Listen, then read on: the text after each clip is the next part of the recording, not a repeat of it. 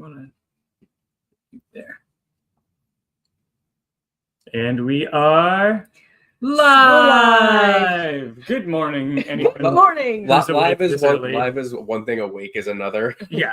You know what? In the UK, they have been awake for several hours. So. Yeah, those hardworking future people of the UK who live in the future, time-wise. I know. Are you surprised to see us, folks in the UK and Asia? Yeah, this is not our usual launch time, but this is also not our usual launch. It's true. Hello, we are the Story Engine team, creative team, and we are getting ready to launch our newest project, our newest game on Kickstarter in 30 minutes. 30 whole minutes. Wanted to do a little live stream to get the launch ready, celebrate the launch, and then share the project with y'all. So thank you and welcome. It is very early. I was gonna say we've been up. We were up until like 1:30, and then we got up at like 6. You were up at 5:30. So it's a special day. It's a special day. It's a special day. This is what happens when you decide to do like a big crowdfunding project. It's just like a little like big sprint all the way to the finish and going stuff. Now, mind you, the early birds are probably like, oh my god, like. I get up. You slept in until 5:30. It's like my cows woke me up at 4:30.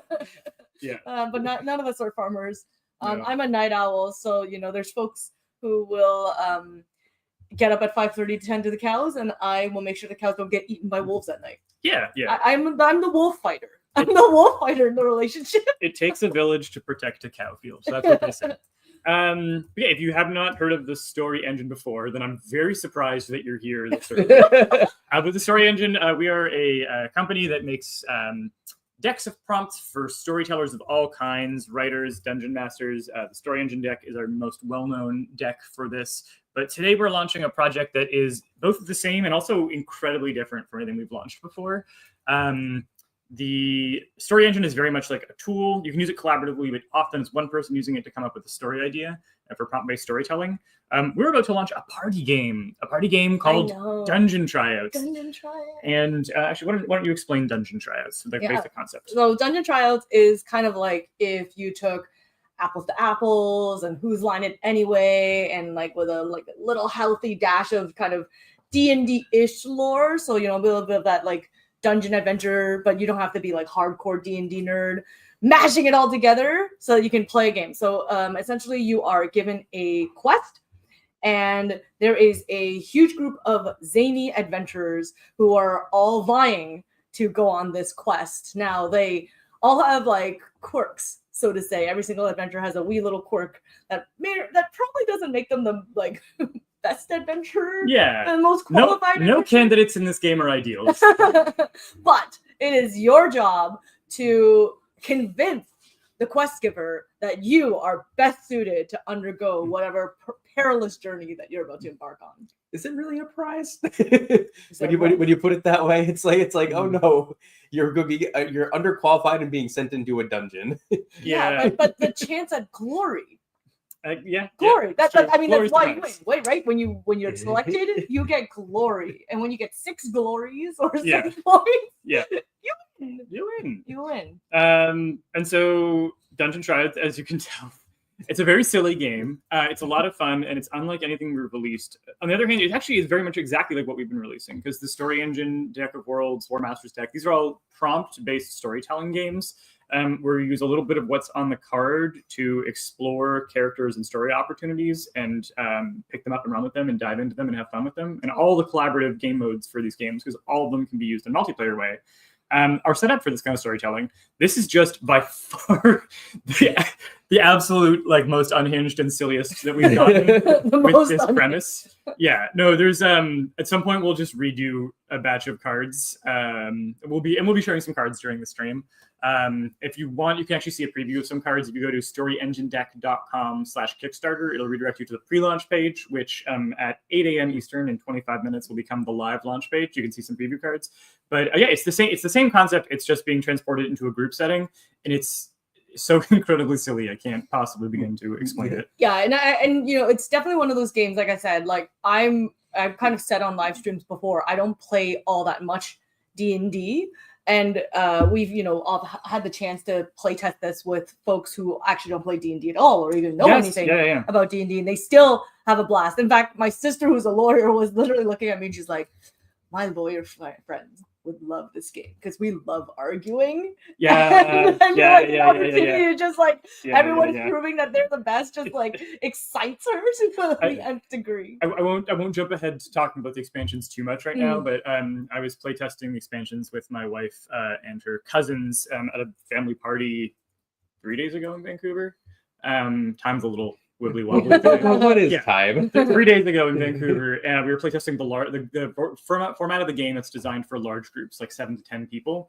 And people instinctively, because that version, when you have that many people, you need to do a little bit more like timekeeping and traffic control just to keep things 10 people like reasonable. They naturally fell into a like courtroom style, Your Honor. May I give a rebuttal, counter argument, cross examination, final like they naturally fell into that rhythm. So I agree that lawyers are very well set up for this game. Do we need to add like a gavel as a stretch goal? That would be very fun. It comes as an accessory attachment. Little inflatable gavel. But I also like so for you'll see we'll play the Kickstarter video for you. During the launch video, I recorded just an actual normal game that we were playing with the cousins 2 nights before that playtest with the large format group. We had a playtest with like 6 people, and we just filmed it so we could get some good B-roll and sort of tutorialize how the game works.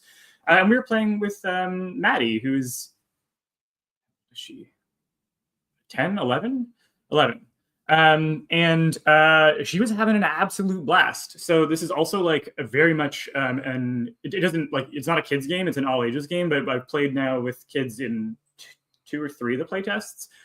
All of them had an absolute blast. So I think this is very much a for everyone game. That's something that I'm really excited about, is like the love of deep nerd D&D stuff is there, but in the core game, all of it is like we playtested with a lot of non-D&D players. All of it is something that a non-D&D player can understand. This is the game to get non-D&D people to get into roleplay. This is the game for that. See, that's the pitch, right? Like, hey, friends, if you've been trying to get your non-D&D friends into D&D, this is the gateway drug to get you into it. Yeah. So I one of the things you said earlier is we were like, this is the most left field thing we've ever done. And it's like the most zany thing we've ever done. And it almost didn't come to be as a result of that, honestly. Yeah. So Dungeon Tryouts was not going to be the thing we released this year. I'm also realizing right now as I look into the camera that I completely forgot to shave. And this is like 4 days of stubble. This is the vibe of like hardworking crowdfunding people. This is the we're live and we're regretting our decisions energy. But Dungeon Tryouts was not going to be the next thing we released at all. Actually, Dungeon Tryouts was the working title for the game. It was like a placeholder. But it was an idea I had last year, kind of coming from that problem of like want to play more D&D, hard to get people together. I want a game I can play with my non-D&D friends. It feels like D&D. Also, I'm a forever DM. I do get to play as a player in 1 campaign every 2 weeks, but I run 3 other campaigns very sporadically. So I have a lot more character ideas than I have time to play. So this was really fun because you get to try on a bunch of different character hats, and they're very silly hats. So I've been working on that. And when we met last fall, late in the year, which is when we will often go through like, here are my ideas for next products, next games. I pitched these, and Dungeon Tryouts almost didn't even make the pitch document. Like literally was the last thing that I popped in at the bottom with like a quick demo graphic and me explaining what I think it is. And I thought that was going to be a hard pass for Maroki, is like, Story Engine does this thing. This feels like a bit of a different lane. But we got to that one and she was looking at it and she's like, this is a really fun idea. This has a lot of potential. Probably not the next thing we're going to release, but keep it at the bottom of your development list. Keep working on it, pay attention to it, and we'll revisit it in a bit. And then in February of this year, we all got together in Halifax for a working session 1 week together. And we went to go playtest the game that was going to be the next game that I can't talk about because it's still under wraps. It will eventually be released, but I was working on this game.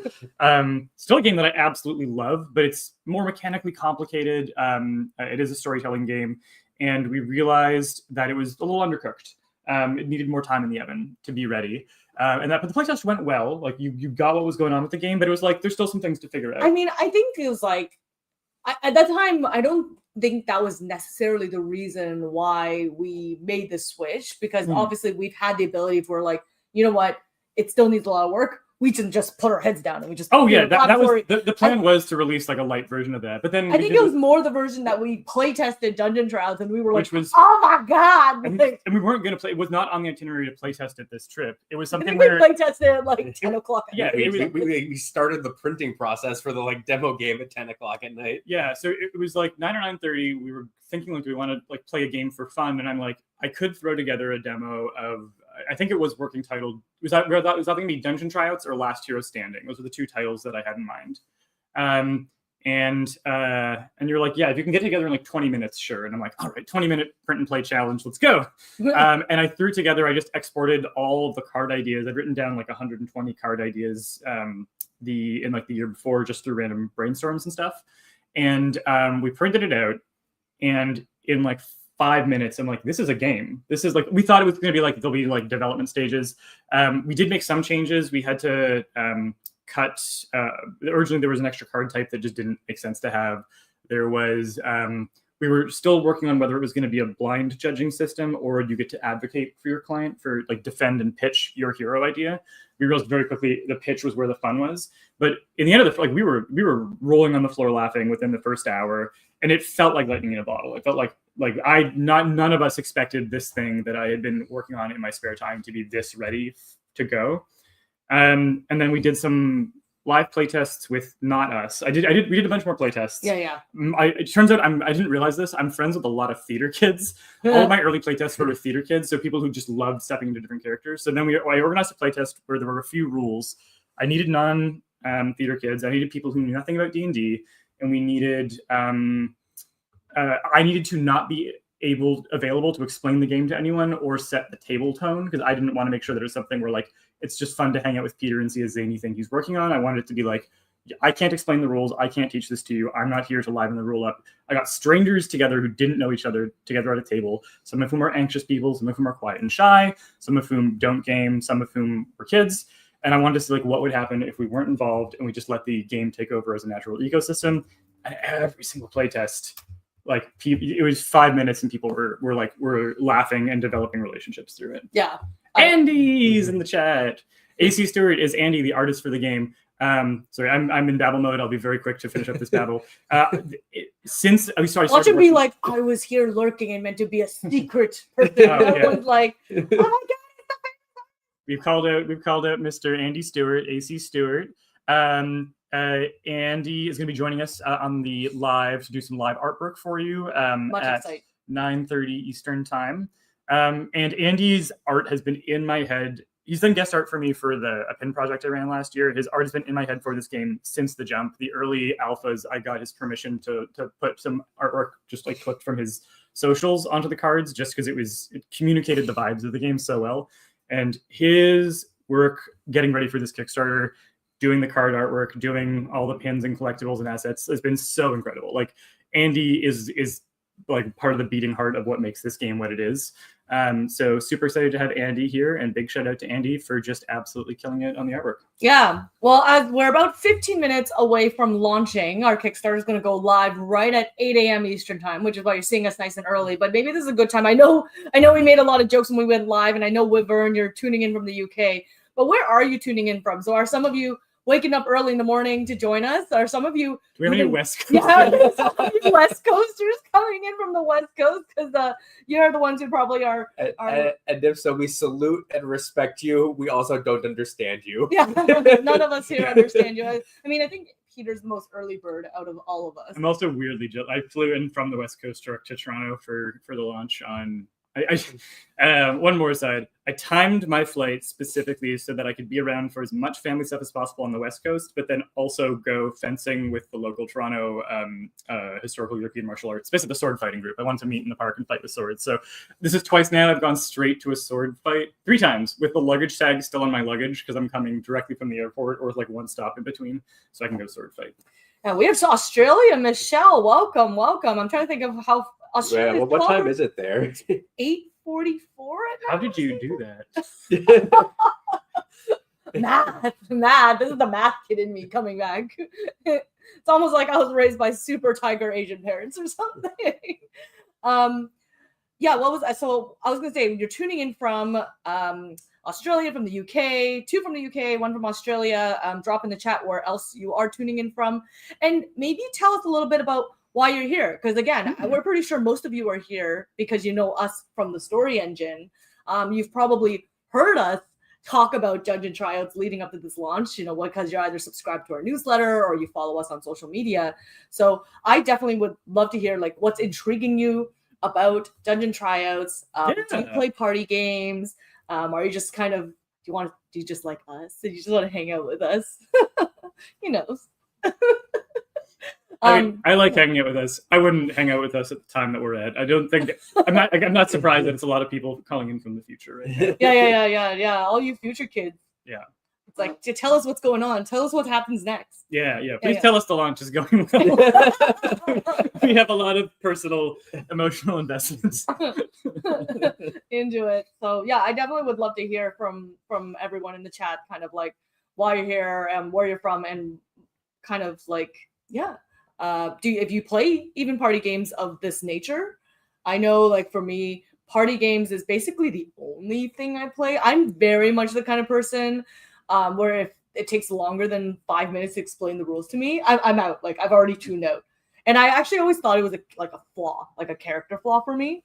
Because, you know, so many people love games, right? Like when there's reunions and family gatherings and holidays, everyone's always like, I want to play this game, or I want to play this new game. And all I can hear is like, oh my goodness, there's going to be 10 minutes of me not really understanding this game. Yeah. And because in a party setting, you're also trying to, you're like, am I going to be able to read the rules? Or someone's trying to explain to you the rules, and it's like all confusion and chaos. And it always never end up, you're always like understanding even less of the result of it. So for me, I kind of have realized, and then I realized that there's actually other people like me, and I'm like, oh my god, thank God. Yeah, and it's helped for like forming pitches that because I explain the mechanics to you. I know I don't have to do in 5 minutes, but it's really good when I know I can explain the concept of the game or the vibes of the game, what it should feel like to play it to you in under 5 minutes. So that's helped. I know you're also very good at, like, with the game that we're not releasing, which I know I'm not supposed to talk about very much, but I just remember that we're tired, Peter. The chance of slip is high. You got to eliminate it from your mind. But I remember you looked at it and you were like the mechanically, this is more complicated than I would, but I recognize that this is at the right level for the people who are going to play it, and I really do respect the skill that editors, that like curators have at being able to look at something and be like, this isn't for me, but I understand who it's for and how we're going to get it to them. Which is cool. Mm-hmm. Oh, and speaking of sort of the family party game thing, the other thing that was really fun about doing the playtest with my wife's family and doing the shoot for the video with my wife's family, there's a bit in the launch video, which you'll see shortly, in 12 minutes we're launching. There's a bit in the launch video where I need to talk to the camera and have the party game happening behind me on screen. So we needed to have them on screen pretending to play the game, but not actually talking because it would have interfered with the mic. And they would not stop playing. They were so invested in the conversation and making pitches for their characters and arguing against each other that it was very hard to get the shot. And literally the second we were done with that shot, and I have I got a selfie video of it on my phone, and maybe I can play it later. The second that they were done with the shot, they were back in it, like mid-pitch still, being like, no. Your orc who farts every time he goes into a rage absolutely could not complete this quest. So I love how authentic, and actually I would say this is true of like the guest artists. We have a ton of amazing guest artists who are doing a guest artist booster pack. True of the guest writers who are coming in to work on the pitches. Everybody who's put hands on this project has, I think, been really delighted by the format of it and been delighted by the prompts. Like there's a lot of natural joy that comes out from how silly the game is, and that's been really fun and exciting to see. We'll definitely go through the collaborator list soon because it's hella stacked. Yeah, we have an amazing collaborator list. You'll find it right now if you go on storyenginedeck.com/Kickstarter. So, if you can't wait for us to talk about it. I don't think it's not on the pre-launch page. I think we've been holding back on it. I think we've done a few announcements on our socials. A little bit of it. Yeah. Oh, I think we've teased a little bit on the socials, but for once, Peter did not spill all of the beans. For once, he didn't spill. There's been very little teased, actually revealed. Okay, well, you should go to the pre-launch page anyways, because we will be going live in 10 minutes. And if you're the first to back in the first 48 hours, you get a free pin. Yeah. Who doesn't like free pins? I own so many pins. Do we want to do a little show of the pre-launch page? We could probably do that with We can do that. Do the present thing, but I think we'll need to get a tab open with it first. So many things. We have a lot of tab opens, guys. This is like as live as it gets. Share screen. Share screen. Watch me share the wrong screen. It's gonna be like my bills or something. We'll all know exactly how much you spend on power. Power, unlimited power, and wine. No one needs to see my wine bill. All right. So, I think I shared it properly. Yeah. Yes, I did. Woo! Dungeon Tryouts. Sometimes I know technology. Oh, it's blocking our live stream right now. That's where the white space is below the Dungeon Tryouts big image is the live stream streaming live, but I think it knows how to block that so we don't get recursive. I thought it's further down. Oh, you're right. It's okay. It's okay. There you go. It's not playing though, so we're not going to get the infinity face. Yeah, that's good. Infinity face is kind of powerful though. That's the power. Infinity Face sounds like a character in this game. Write it down. Write it down. Yeah. So if you go to storyenginedeck.com/Kickstarter, you'll get our lovely banner with all our characters, all our super awesome characters. Actually, on the far right is the orc who farts he's a barbarian who farts every time he goes into a rage. So that's the card I was talking about, is the guy on the right there. It actually sounds like a very powerful weapon, honestly. Yeah. Not silent, but definitely deadly. So there you go. Yeah. You'll get this little adventurer in training enamel pin if you pledge with in the first 48 hours. Yep. And then if you go down, you can learn a little bit more about the game. The game is going to have...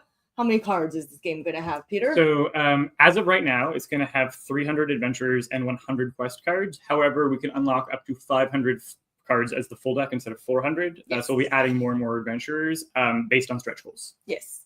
So we get the rules. I'm not going to walk you guys through them. You guys can definitely do it through it on your own time.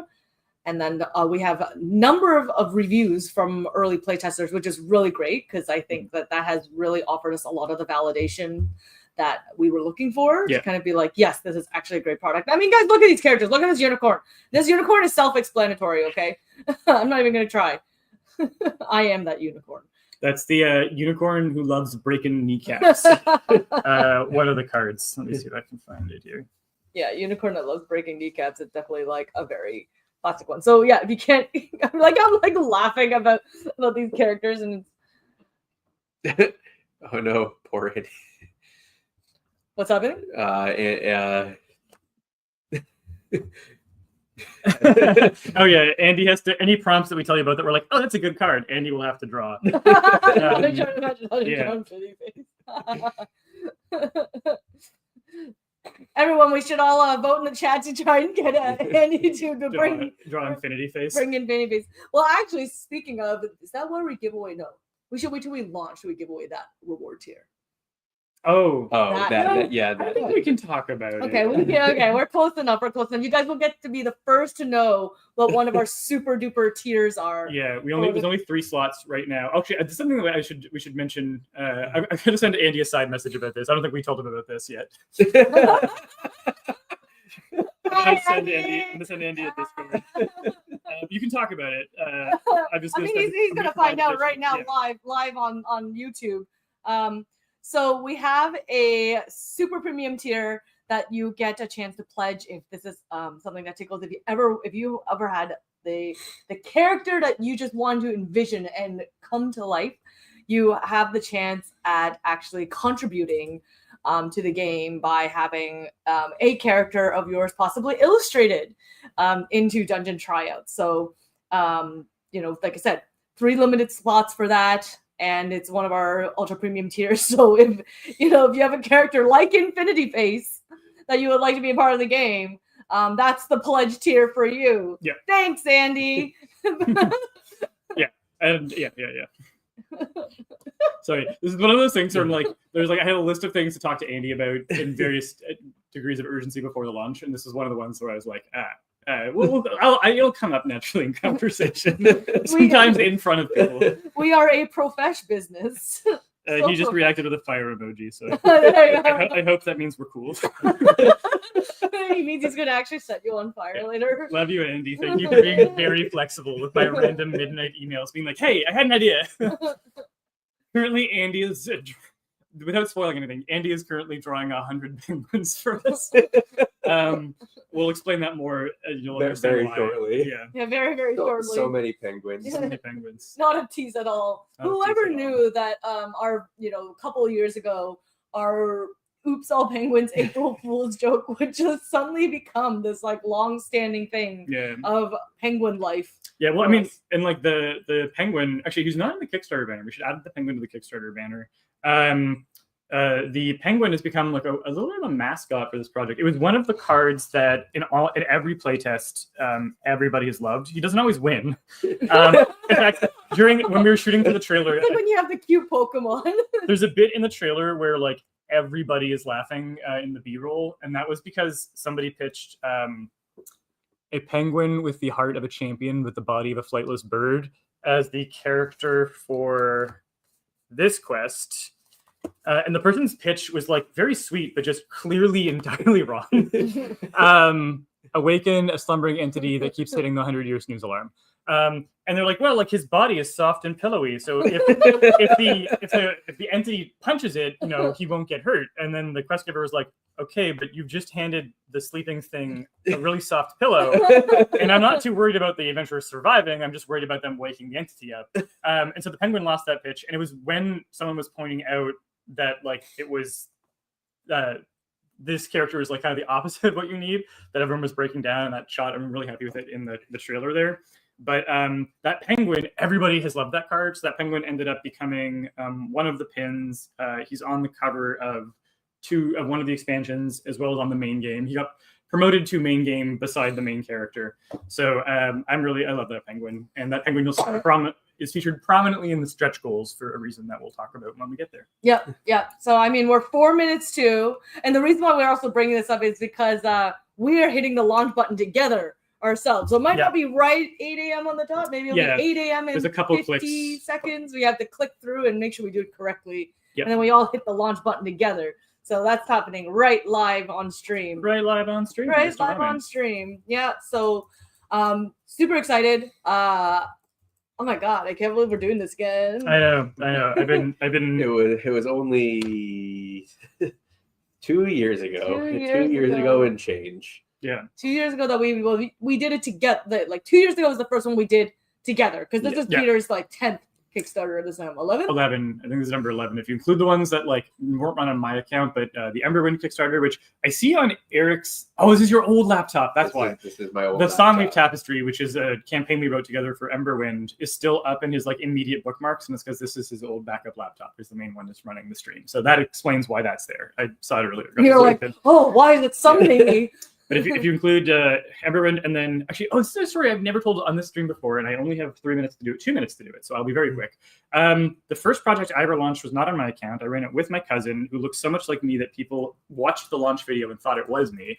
It was called Half Cat, Partial History. It was a fake nonfiction book for a rare form of bipedal cat. It was written from the perspective of an unhinged researcher trying to prove that bipedal cats exist and that they've been lurking at the margins of history, and the sort of internal lore of this made-up book that presents itself as though it's true is that anyone who tries to research half cats has their life fall apart. We got invited. It was such a silly project, and it was also one of the first projects, like literally before they announced it was happening, they said it live, one of the first projects to launch in Canada on Kickstarter when they opened the platform. And it got us an invite to go to the Kickstarter headquarters. We had lunch with the founders, met Yancey Strickler, and we gave a lunch talk. And again, we gave this talk. We were invited to Kickstarter. We could have gone in and like presented ourselves as creators. Instead, we went in character as Half Cat researchers and gave an unhinged presentation about how like we stayed in character, we stayed in the lore.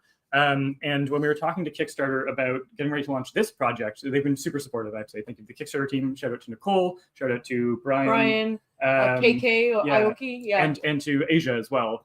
When we were talking about this project, they went to go look at Half Cat, and it had a tag they had never seen before because it was such an old project in the early days of Kickstarter. It had a like, what the hell is this tag on the back end and the meta end, which was so funny to me. But yeah, I forgot about this. So that makes it 11 projects. This is project number 11, and we're less than 60 seconds away from launch. Oh my God!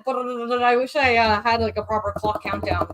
You can do a anyone have like an actual clock that does like the seconds? You guys can help us count down, because I only have like the thing that just blinks right to 8 o'clock. We're just gonna now I just opened up a whole bunch of tabs. That's fine. Yeah. Here, I'll get it up on my phone. Oh, no, it's all good. I don't want notifications. I don't need to know. Give me back. There we go. We're so close. Oh, dang. Yep. We're here. We're live. So much for a countdown. 10, 9, 8, 7, 6, 5, 4, 3, 2, 1, go. Go. All right. Right, now where do I go? I got to go here? No, I No, have to go here. project overview. Yeah. Guys, I'm learning how this is what happens on the back end of Kickstarter. Okay. It's not that much fanfare. I'm ready to launch. It says Yeah. I'm ready to launch, guys. Just so you know. I don't know if anyone in the chat has ever run a Kickstarter before. So there's a button that says I'm ready to launch. I clicked it. I've read the rules. We did that in advance. Yeah, sure we did. And then launch project. Launch project. Don't launch if you prefer to activate your pre-launch. Drum roll. Oh, it actually tells us to do a drum roll. The project is live. Everyone, you can go to storyenginedeck.com/Kickstarter. You can also go to dungeon-tryouts.com, and that will take you to the project page. If you do pledge, you're getting the early bird thing, but if you do pledge, let us know what backer number you get. I always love seeing what numbers. Yeah, backer number 1, backer. It's like when people are like, "I'm the 1,000th follower." Yeah. Or something like that. Yeah. So please share your. Who's gonna be backer number 1 is actually the most important question. No, backer number 2 is really important too. I shouldn't say that. I think every backer is important. But But there's something really fun about having a single digit number. I think that's just particularly exciting. yeah, or like the biggest number ever. Like backer. I'm backer 10,000. That's it's your power level. Yeah, I feel like I would totally be that person. I'd be like, I'm 666. Yeah. Kind of backer 69. Nice. Not in the main game, Peter. Oh yeah, speaking of which, we'll get to share all the details like the expansion soon. Yes. Well, I think now that we've officially launched the Kickstarter and everything is on the page for everyone to see now, this is probably a chance to share some of our amazing guest writers and artists. Okay. Who are going to be a part of the campaign. Let's do it. Because it's so stacked. If you actually want to do a share of this page, I can do that. Lovely. Visual references. Visual references. Oh no, I don't want to leave the studio. Oh my god. Why are all these buttons very similar? What was I going to say? We're going to be showing a little bit of the Kickstarter backend when we do this, but that's fine. I don't think there's no sensitive stuff. It's just going to be, they'll see the administrator side menu. You guys are going to learn all the things. I don't know if anyone's in the chat's ever run a crowdfunder before. Like, you could just bring up a new tab with the new. Don't worry about it. Don't worry about it. All right. So, guest writers. So the game is written. I wrote enough prompts to fill in the main game, but we're going to be adding extra cards to the deck, and the expansions aren't fully written. And I wanted to bring in a team of some of the funniest people I know who understand games and understand how a D&D session can get completely off the rails and go fully unhinged. So I reached out to some guest writers who I thought would be phenomenal matches for the project, and I'm super duper excited about the team that we have. So you'll see that we have got... I'm going to share a new page. I'm sharing the administrative one. Okay, we can switch over then. But yeah, first up, Ify Wadiway, who you might know as the host of Actually for Dropout, who's also appeared on Dimension 20. I think he had a guest spot on Critical Role. They're the same because we're logged in. Okay. We could try doing opening an incognito tab or something. That would be the other option. All right. Keep talking, Peter. Ify Wadiway, one of my favorite comedians, really talented improviser, phenomenal game player. He is going to be one of the guests.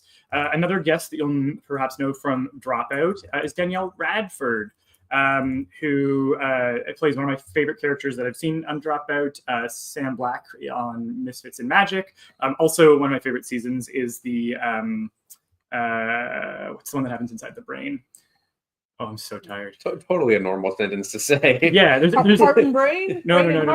It's one of my favorite seasons of Dimension 20. Mentopolis. Oh, we're talking about that. Yeah, See, I just jumped in this conversation at completely the wrong time. Yeah. And we'll get to the guest artist soon. But yeah, phenomenal talent. Got to host a writer's room that she participated in a few weeks ago. Can I take a quick moment to interrupt you? Yeah. I literally took an extra 3 seconds to open an incognito window and then refresh the page. And in that time, we went from $300 to $1,500 in like 5 seconds. So guys, thank you so much. And I'm going to take a quick moment to shout out Zach, our graphic designer, who's on Mountain Time, so he's not up yet, but he did stay up late exporting all of our stretch goal graphics. So someone's creating Infinity Face. Oh, someone's creating Infinity Face. Yeah, hey. Someone wants to be painted like one of the party members. Amazing. Thank you so much for your pledges. Thank you so much for pledging, and we look forward to Infinity Phase. We look forward to Infinity Phase, or whatever character you want to pitch us. You're not we'll not obligated to use this for Infinity Phase if you don't want to, but that is an option. Yeah. The power is yours. Power is yours. Not Infinity Faces. Yeah. And there's only 3 slots for this right now until we have a chance to talk to Andy about capacity for more. But guest writers, Ify Wadiway, Daniel Radford, Jonathan Sims. Jonathan Sims is the voice and the mind behind the Magnus Archives, my favorite horror podcast. It's so good. He's also one half of MacGuffin and Company, along with Sasha Sienna, another one of our guest writers. Sasha has more experience in comedy writing, and we thought would be a phenomenal addition to the team. Johnny is one of my favorite game writers, and I love his fiction and his audio, so he's been phenomenal to bring on. So really excited to have that duo of MacGuffin and Company, Jonathan Sims and Sasha Sienna. Hussein Panju is a friend of mine who we got in touch through webcomics. In fact, there's a lot of webcomic adjacent people as part of this project. But he does a webcomic called High Comedic Value. He's also a stand-up comedian here in Toronto. Phenomenally talented, one of my favorite people to just riff through jokes with. We've done a lot of conventions where we've been trapped in a booth together for 12 hours a day for 4 days. And he's my favorite person to get trapped in a booth for 12 hours a day for 4 days with. He's so funny. He is such a generous comedian, generous laugher. I especially wanted to have him as part of the writers' rooms because I think he's got a phenomenal talent for encouraging other people's jokes, like building jokes with other people. So I'm really excited to have him on the project. And then Alina Pete from Where Geek. Alina and I have been part of a live D&D stream every 2 weeks for the past 3 or 4 years now, the Trash Heroes D&D live stream with some other webcomic artists. And Alina, they are so funny, so nimble. They understand, and I think part of the same moments in D&D of like an unhinged plan that still somehow manages to go wronger than you would have imagined, despite how bad it was in the first place. So I'm really, really excited to have Alina writing for the project. Alina is also one of the people who's also a guest artist because they are the artist behind Where Geek and a number of other pieces you've probably seen floating around the internet. So that is our guest writer team. Could not be more thrilled to be working with these folks. Phenomenally funny people. And we're going to get to really see not just the sort of jokes that you and I have been writing. I should say Eric is a primary writer of the game, not a guest writer. Primary writer of the game. Hello. And I'm really excited to see new ideas coming in. Danielle just sent me a package of prompts 2 nights ago. That was like so funny. So yeah, just great team. Very excited. In fact, if you could go back to the live stream window of the guest, and we may be announcing one more that I'm still chatting with, but we didn't have lockdown for launch. But let me know for now who your favorite artist is. We got a little question banner for that. Which artist are you most excited about? Sorry, which writer are you most excited about? I would love to hear about that, especially if you've experienced the work of any of these people before. You may have seen Alina on our Free RPG Day live stream, as well as the Lore Masters deck. We did a live actual play where Alina was such a phenomenal performer as the character Karga. Yeah, let us know who you're excited about because we have a really, really good team here. Yeah, I think one of the really great things about always having multiple writers when you create anything, whether it is a game, whether it is for Story Engine Deck of Worlds, because we have guest writers on for that too, is just the diversity it brings to the table and voices that are not our own. I think it's like incredibly important to be able to have that representation because we all have these learned experiences. I think even we did that one guest live stream where we brought in Chef Shane Chartrand, who's an Indigenous chef, and not even a writer, but his just lived experience as an Indigenous person in kind of like the prairies of Canada comes with a plethora of stories that none of us could ever conceive in any way, shape, or form. So to have such like a dynamic roster of writers is, I think, gonna punch up this game to just mega big time level. So for those of you who are just joining us, we are the Story Engine team. I'm actually gonna just stop sharing for just a hot second so you can see our faces. Hi, we're the Story Engine. We're the Story Engine. We're the team behind the game Dungeon Tryouts, which is, if you have been tuning on to our streams in the past and you know who we are as the Story Engine, we create decks of storytelling prompts and world building prompts. And lore, kind of helping you jumpstart all your creative potential for all the creative things you want to do, whether for your writing or for your for your D&D or like gaming campaigns. We're doing something a little bit different this time. We created Dungeon Tryouts, which is a party game for, all ages. So adults, you guys can have a blast, but it is family friendly. We have proven this through Peter's test plays with his family. Thank you, Peter's family, for being the guinea pigs. Except for the one, which I guess we can talk about now. Sorry? But there's the one expansion. Oh, yes. There's the not safe for work expansion. We will get into that. Except for the not safe for work expansion. I don't know. Yeah. But we all know the kids are going to get into that one like right away. Yeah, probably. Yeah. We take no responsibility for the children who are going to dive into the not safe for work expansion, because that's something I absolutely would have done as a child. I've been like, the thing I can't touch. Yeah. Yes. This is awakening something in me. And that thing is a kraken that keeps hitting the snooze alarm. Yeah, exactly. There you go. Yeah. So do you want to be the one to talk about Dungeon Tryouts again for anyone who's just joining us now? Yeah. Let's talk about Dungeon Tryouts. Dungeon Tryouts is what if D&D was a party game. It captures that energy of a D&D session gone completely off the rails, or like a D&D plan gone horribly wrong, but it does that in a format that's as easy to play as Apples to Apples or Cards Against Humanity or Joking Hazard. Basically the premise is that you're running a talent agency for adventurers, except that the talent on your roster is the B-list. Everyone's got a quirk that makes them very hard to hire, and your job is basically to pitch that quirk as a strength. Or to find some other way to position your client as like the ideal person for ridiculous quests. Let's read a few quests really quickly here to give you a sense of how ridiculous this gets.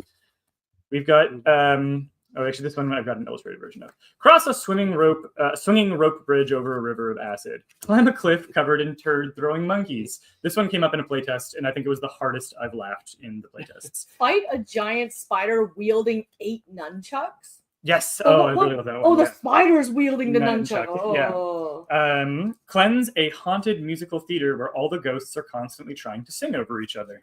Defeat a gelatinous ooze full of landmines. That is bringing back... That one is in the D&D expansion now. It got moved. Oh, yeah? It's okay. That just means you have to get the D&D expansion. But this is... what's that game? Minesweeper? Bringing me bad memories. Minesweeper. When you have it I remember setting Minesweeper to extra hard, where you just spend half of it just flagging everything. Yeah, just sweating heavily through your clothes. Clean up a chemical spill in Kraken Attack Cove. Don't let the name fool you. It's actually a bay. Help a devourer of worlds with their irritable bowels. Outwit a sphinx who keeps forgetting how the riddles go. The quests are ridiculous, is the point we're making here. And your job is to pitch your character. If your pitch is successful, the quest giver will award you a point. You can also award kudos to someone who made you laugh with a bad pitch or a non-winning pitch. And kudos can be worth points depending on how many you have at a given moment. And that's it. That's the basic game framework, where there's some alternate rules that we suggest if you want to make the game a little more complex or for replayability. But that is the heart of it. And honestly, what you'll find once you get cooking is that it's all in the pitch, and it's all in the dynamics of how you do almost like an improvised job interview. You can pitch on behalf of your character as an agent. You can pitch in character as your character if you prefer. But all roads lead to really ridiculous and fun arguments. Remembering in particular the turd-throwing monkeys one was the one that absolutely killed me during the playtest here in Toronto. At some point, I'll tell the story of the pitch that ended up happening. I think I know which one you're talking about. I know which one it was. Because I remember seeing you almost get out of your chair. You're not that very dramatic when you're like, oh my God. You were we're so shocked. I almost fell off my stool. Yeah, you basically fell off your stool and just had this back in the wall. And I remember because I was off in the corner doing whatever weird little admin work I was doing. And I was like, what's going on over there? I actually have a picture of the moment. Oh, do you? Okay. Oh, nice. Amazing. Yeah. Maybe we can share that later. Oh, and speaking of sharing, why don't we actually play the project video? Yes. We could remove the banner. Remove the banner. Currently. And then if we go back to presenting that tab, I think if we hit play and full screen it, I think it will go up, and it should play the audio as well. We will find out, guys. Because the video was animated by Emily Tremblay, who goes by Mountain something Arts. The credits in the team section. It was voiced by Danielle Radford, whose voice had just been perfect in my head for the character. And we'd love, and storyboarded by Zach Schuster, our graphic designer. So let's go ahead and see if we can play that. Okay, let us know if there's no sound, but I'm going to play. Hey there, adventurer! Looking for a new quest? Welcome to Dungeon Tryouts, the ultimate party game of fantasy misadventure. The premise? You run an adventuring agency finding quests for wannabe adventurers. The problem? The heroes in your roster all have, quirks that make them hard to hire. It's your job to pitch your hopeful heroes at quest auditions, spinning their weaknesses as strengths. The rules are simple. One player draws a quest, the others pitch a hero from their hand, the quest giver interviews them, then decides who gets the gig. And a point. Dungeon Tryouts combines the easy format of a party game with the joyful chaos of a D&D session gone off the rails. It's like if Dungeons & Dragons formed an adventuring party with apples to apples, except even non-D&D players can enjoy it. This game was developed by Peter Tchaikovsky and the Story Engine creative team, and illustrated by AC Stewart. And we're bringing in a talented team of writers with backgrounds in improv, comedy, and games to add even more prompts to the deck. Plus special guest artists to illustrate a limited edition booster pack. Speaking of which, check out the sweet loot. Rewards. Including 3 hilarious expansions. One specifically for D&D fans, one with all of our not safe for work prompts, and a Big Jobs expansion with jumbo quest cards you team up to complete. And don't forget the limited edition pins and campaign collectibles. Thanks for checking out Dungeon Tryouts. We're excited to have you in our party for this new adventure. Yay! Thank you to the team who worked on that. It was my favorite Kickstarter video I've ever done. It was a ton of fun. It was definitely a lot of fun. I liked it. I enjoyed watching it a lot. Sorry, I'm scrolling up and down because I'm thinking we should either share more of our amazing guests that are going to be a part of our project, like our artists. We have a very stacked artist list that I think we should definitely share with everybody. Yeah, let's do guest artists. Let's talk about our reward tiers, which I think is very important as well. Let's do the reward tiers. Let's do the reward tiers next, and then we'll do the guest artists. We'll do everything, we promise. So if you scroll down to the rewards on the left there. It's okay, I have a scrolly thing here. I think this will be more, this has the bigger visual layout for Sharon. The rewards. So we have, first we'll go through kind of the add-ons, and then we'll go through the bundle pledge tiers. But basically the main game is $28 US. The PDF is 15. That's going to be 400 cards as of right now. If we manage to unlock stretch goals, that will be up to 500 cards if we manage to get this thing into its final boss form, which would be awesome. So that is the main game. The version you see there with the blue box is going to be the version that goes into like retail. Through the Kickstarter specifically, you can get access to the gold box edition. This is a version that is only available to Kickstarter backers. It is going to be gold foil on all of the sides of the box, on the logos on the front and sides, and I think on the subtitle. But it's going to be shiny, it's going to be beautiful, and it's only available to Kickstarter backers. A special thank you for backing.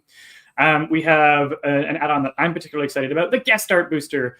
Right now, it is 10 cards, but through unlocks, we can get up to 16 cards, and we will go through the incredible guest artist list with you shortly. There you can see 3 examples. The one on the left is from Dingo Doodles, one of my favorite D&D cartoon webcomic channels on YouTube. We have from Swords Comic, we have the half-elf who is always writing embarrassing poetry. When Matthew picked I sent all the guest artists a list of like 40 prompts they could pick from. When Matthew shows that one, he's like, I want to do this one, but only if I get to draw the half-elf, as half of him is an elf and half of him is a human. And I'm like, done and done. That was you know what? I just realized that. Okay. That was a separate joke that I had as a separate card, but I'm like, great, we get a 2-fer this way. This is perfect. I genuinely thought the elf just like had, because it was like bad poetry, so it was like the kind of punk the punk He's half elf. If you look really closely, yep, I see it now. You can see one ear is pointy, one ear is not. Got it. And then a rogue who yells yoink whenever they pick a pocket. That's by Super D, another one of our guests that we're really excited to have. The guest art booster is gonna be a ton of fun. We have a couple more cards that you can preview down below when you get to the guest art booster section. We have expansions, which we'll do a light talk about now, and we'll do a deeper dive later. Yeah, Eric, do you want to talk about the expansions? Sure, we can talk about expansions. So the first one is Dungeons and Doofuses. Previous to D&D. I don't know if you've ever heard of anything else by that title. No, I think we're the first people to use it. Yeah, like definitely never been used before. This one is kind of like if the game originally started as this a whole like D&D party game, this is kind of the spiritual inheritor of that, where we realized as we started making the main game, we wanted to go a little bit broader in terms of some of the references, so more general fantasy adventure. But this was the one where we kind of kept the real deep cuts if you're really into D&D. Yeah. I will say you definitely do not need to play D&D to get most of them. A lot of them are going to be very silly. And this will kind of be how you learn there is nothing sillier than a D&D campaign gone off the rails. Yeah. But that's really what the Dungeons and Doofuses expansion is. Yeah, I'd say if you've played any kind of RPG, not just tabletop RPG, but like you played a video game or you played Baldur's Gate 3, if you've played like a Guild Wars type thing, you'll probably get most of the and I think it's like this will kind of reference like specific spells or like types of creatures or certain character classes where it's like things that come just straight from D&D. That's where those like references kind of live. The next one is the not, as the previously mentioned, not safe for work expansion. When we started writing the cards, it's very obvious. You immediately start having ideas that you probably shouldn't put in the main game. Yeah. Or they were part of the main game, and then we decided that if we wanted the game to be family friendly, they probably shouldn't be in the main game. Like this is basically where all of our dark gremlins, like our dark thought gremlins, live. Yeah. This is the home for all of them because we had too many of them. Thought gremlins, but it's THOT. Thought gremlins. Yeah, the card in this deck is. Someone write that down. We have Alexander working on the back end for us, so write that down. Write down thought gremlins. Thought gremlins. Yeah, this one is also a lot of fun to write for very obvious reasons. Yeah. Actually, this one is also my favorite product description that you wrote, so I'd like you to read it because this one is really, it's so good. This 100 card expansion is designed to take players to a different kind of dungeon. These cards feature mature content for immature players with subject matter that may not be suitable for younger audiences.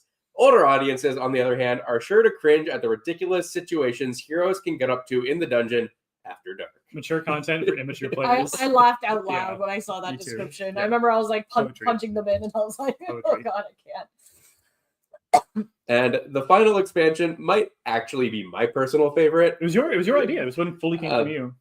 So this is the Big Jobs expansion. So this is truthfully, some of like the inspiration for this is like a little bit of Cards Against Humanity, where they have the cards that require like you to pitch 2 of your cards face down.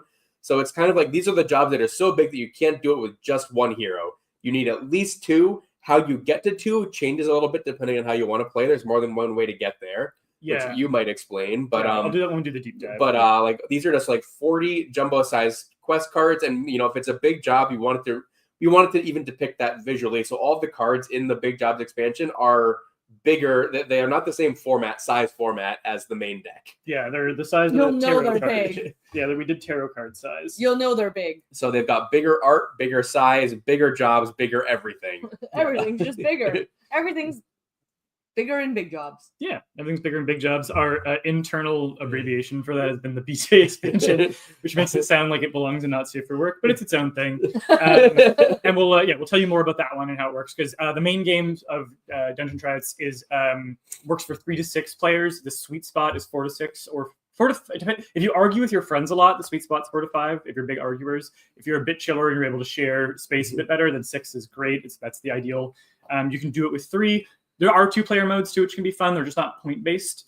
But Big Jobs lets you play with up to 10 people, 7 to 10 people. Or you can play with smaller groups too, and you get to pitch your own tag teams. Yeah. World's your oyster. World's your oyster. I want to call our attention back to the pins, because obviously the folks. But before we do, we should mention the one card that's in the Big Jobs. We'll do that when we get to that. We'll do that later. What I'll say is pay attention to that card in Big Jobs that's about penguins, because that's going to come up later. Yeah, bring it back up later. We have a lot of things to cover on this live stream, and I think we're just so excited. We're tired, so we're like, our ability to organize and just woo! We're jumping around a little bit. Yeah. So this is where my job comes in. I want to bring our attention back to the pins, because I know all you lovely folks who have pledged in the first. We haven't even been live for like 25 minutes yet. Yeah. The first 24 minutes of this campaign, you get the Adventure and Training mini pin as part of your pledge. For the backers who back within the first 48 hours, you get the Adventure and Training pin. But I actually want to call your attention to these other 2 pins, because this is the trinity of mini pins. We also have the Ask Me About My Quest pin.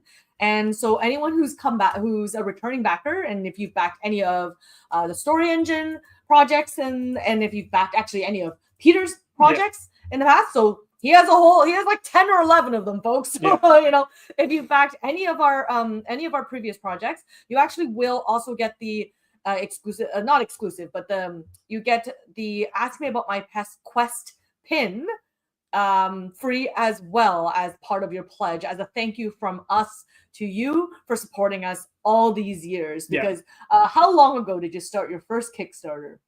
The first one on my Peter Chakowski account, which is how it's going to track previous backers, would be, I think HMS Bad Idea was like 2012 or 2013. I think maybe 2013. Okay. Yeah. So 12 whole years ago. Yeah. It's Baby Peter. It's been a minute. Yeah. And actually, if we could scroll up for a sec to the top of the page, my favorite thing about the mini pins is they actually form a set. We designed them to create like an interlocking style.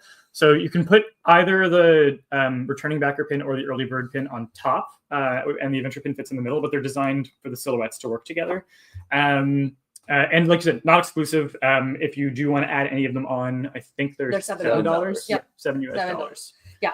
And then of course we have the third pin, which is the adventure pin, the little adventure map, and that pledge that can come free if you pledge $75 or more. So maybe this is probably a good time to talk about the pledges a little bit. And do we want to finish up the add-ons? I think there's two more add-ons that we didn't get to. Let's go down. Nope, rewards. Rewards. Oh yeah. So and there's PDF versions of all the decks, which we won't go through. But there's 3 collector pins. These ones are so right now the plan is for the mini pins to be 1 inch in size. The collector pins are going to be 1.5, so a little bit bigger. We have 3 designs. I just want to shout out again, but for both Andy and Zach on Zach, especially for the mini pins, got a lot of the silhouettes to work together. But Andy's artwork and then his color palettes for these were so good. That I love how he put them together. But we have the Dungeon Tester pin in purple, which is just such a funny concept.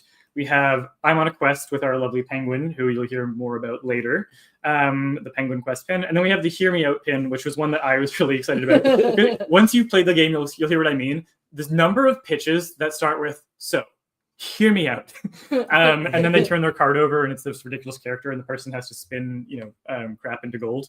The hear me out has become like almost a catchphrase from the playtests. So I really wanted to capture that energy with a character who's clearly about to, I'm going to swear. I'm allowed to swear. It's the first time doing family friendly, so I'm still figuring it out. The game is family friendly. We're not. Yeah. Is that what we're learning? We're still adults. I think the prompt that I sent to Andy for the artwork here was like, it needs to be a character who's clearly about to pitch the DM some bullshit they shouldn't be allowed to do. And this is what we ended up with as the artwork for that. So yeah, big shout out to Andy. He absolutely killed it on the pin illustrations. Really, really love those. I can't wait until I have those in person for my own collection. I was saying to Peter, like when we were discussing pins and pin feedback, I was like, as someone who has more enamel pins than sense. So guys, like I started collecting pins when I was 13. I was at the Nationals for a science fair because I'm a giant nerd. And they let us trade pins with other schools and other regions. And it like woken up a beast in me. I traded so many pins. I did not win. I was the only one in my group who did not place. That's my shame. Yeah. From my region. But I got a lot of pins. I got more pins than anyone could ever count. So these pins are absolutely excellent. Yeah. And then, of course, we have our party time t-shirt, because who doesn't love a good t-shirt? Yeah. And for this one, we were thinking about different concepts for the artwork and thinking about asking Andy to draw something. And then I was looking at the artwork from the game, and there's just so much good artwork that I wanted a chance to use it. So this is going to be done through, we'll be doing direct to garment rather than screen printing so that we can capture the full range of colors and characters. But I really wanted to capture that party time energy, and I ended up throwing this together. At first it was a dummy, and then I looked back at it and I'm like, this is, I don't know how to improve on this. This is really good. I really like this. And Andy and Zach concurred. So this ended up being, we ended up locking this in as our t-shirt design, available in sizes small to 2X. Do you know what I love the most about Dungeon Tryouts that we don't necessarily get a chance to sometimes with Story Engine? Bright colors. Right. So bright. None of this muted, artsy, textural bullshit. Like, we're going full neon, baby. I think that's what, like, literally the joke, like, that we said was, like, oh, like, when Dungeon Tryouts, when we were first debating on whether this was a game that we would want to bring to life or not. We were like, but we need to be doing writer things. Yeah. Serious writer things. Yeah. You can read that in our origin story. We have our sticker pack. Yeah. Again, just like so many really fun character designs from A&D. We wanted a chance to really be able to highlight that. The other thing I really like about this, I debated renaming the pack and then decided it's not worth the frustration of having to update all of our add-ons and everything. But what I really like about it is you have a full adventuring party that you can slap on any surface you want. Like you have a full ridiculous adventuring party. So stick that party wherever you want to. I think it'll be a lot of fun. And I believe these are vinyl stickers as well. So you can, put them on your water bottle. Yeah. You can put them on laptops, phones. Waterproof, does all those things. Yeah, the Dungeon Master, your Dungeon Master's binder with all of your secrets, you can put them there to keep the players out. Yes, and now, again, it's not, I guess it's not really an add-on, so we don't have to bring it up, but I guess this is probably as good time as any to bring up all the reward tiers accordingly.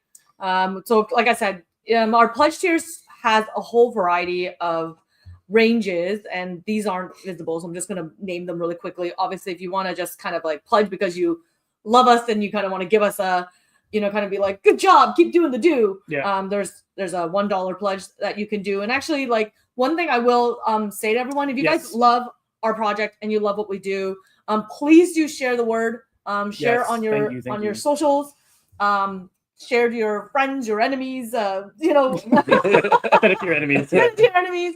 Ask them to pledge, because one of the things that actually really helped us in Kickstarter is that if you pledge within the first 24, 48 hours, Kickstarter actually takes all those metrics into consideration, and they will kind of give us a little bit of a boost. Yeah. And it's about like the number of individual pledgers that you get, not necessarily the dollar amount. So if you're able to do $1 in the first day or two, as you think about your pledge, that those early pledges make such a difference for discoverability. Yeah. So we would appreciate that. Yeah. And and then from $1 to $2. So this pledge, I'm just going to highlight this specifically because the $1 pledge is more like, hey, high five, like, thank you for supporting us. Yeah. But the $2 pledge, follow our quest, will get you access to our pledge manager. Yeah. So if you are, thinking like right now I'm not really sure, or maybe right now like is not a good time for me to be pledging, hundreds of dollars into something, this will actually get you access to pledge later on.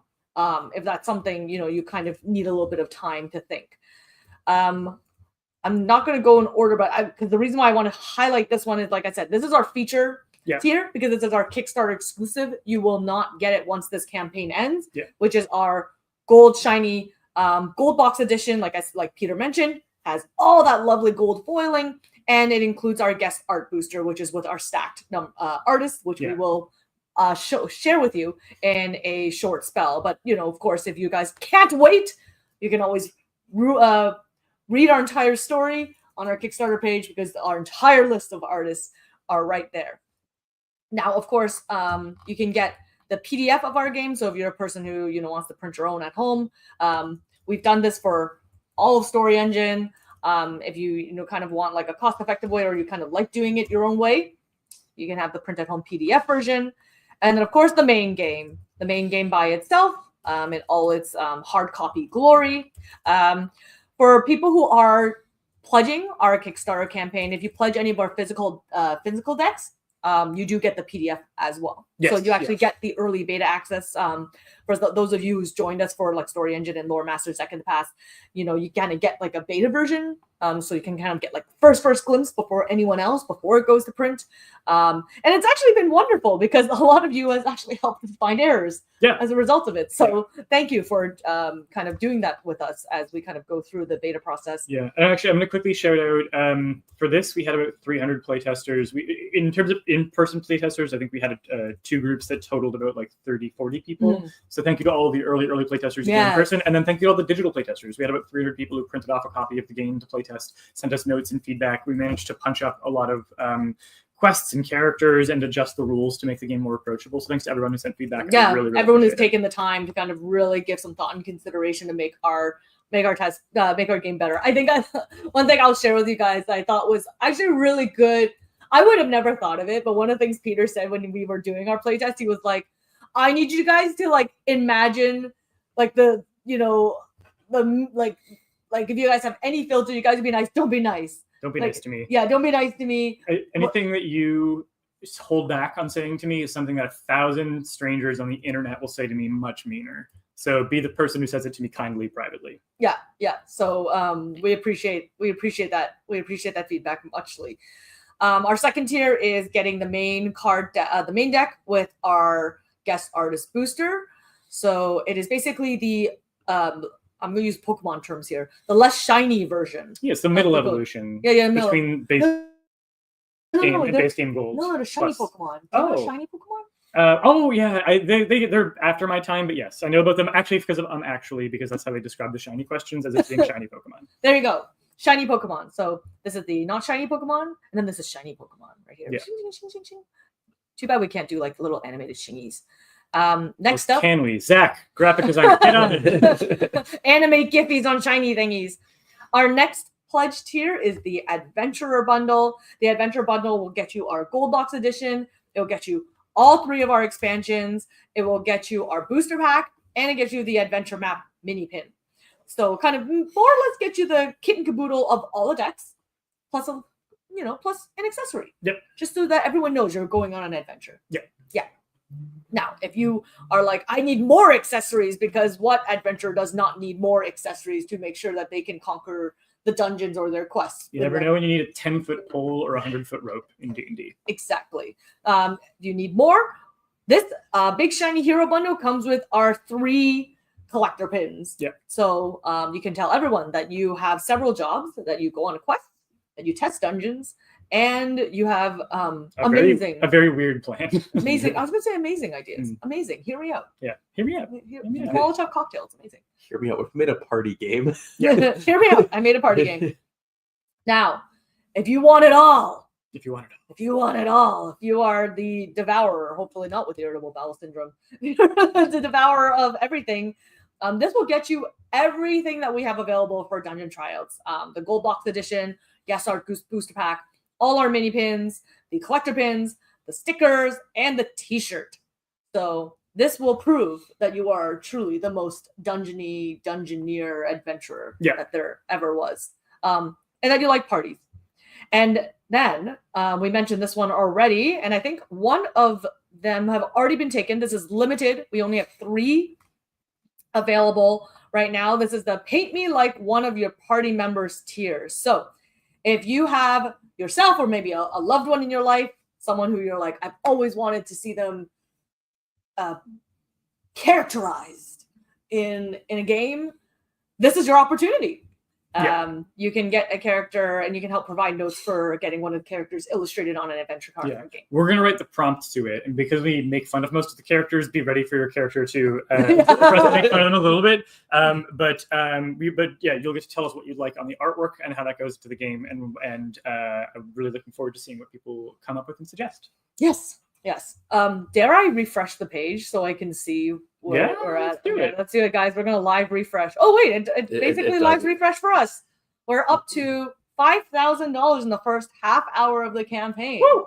Thank you, everyone, for pledging. Really appreciate that. 5,000 Canadian. 5,000 Canadian, apparently, because it wants to convert. It should auto-convert to your local currency, basically. Yes. And we're Canadian, if you can't tell. And I'm just going to quickly... I can do it back here.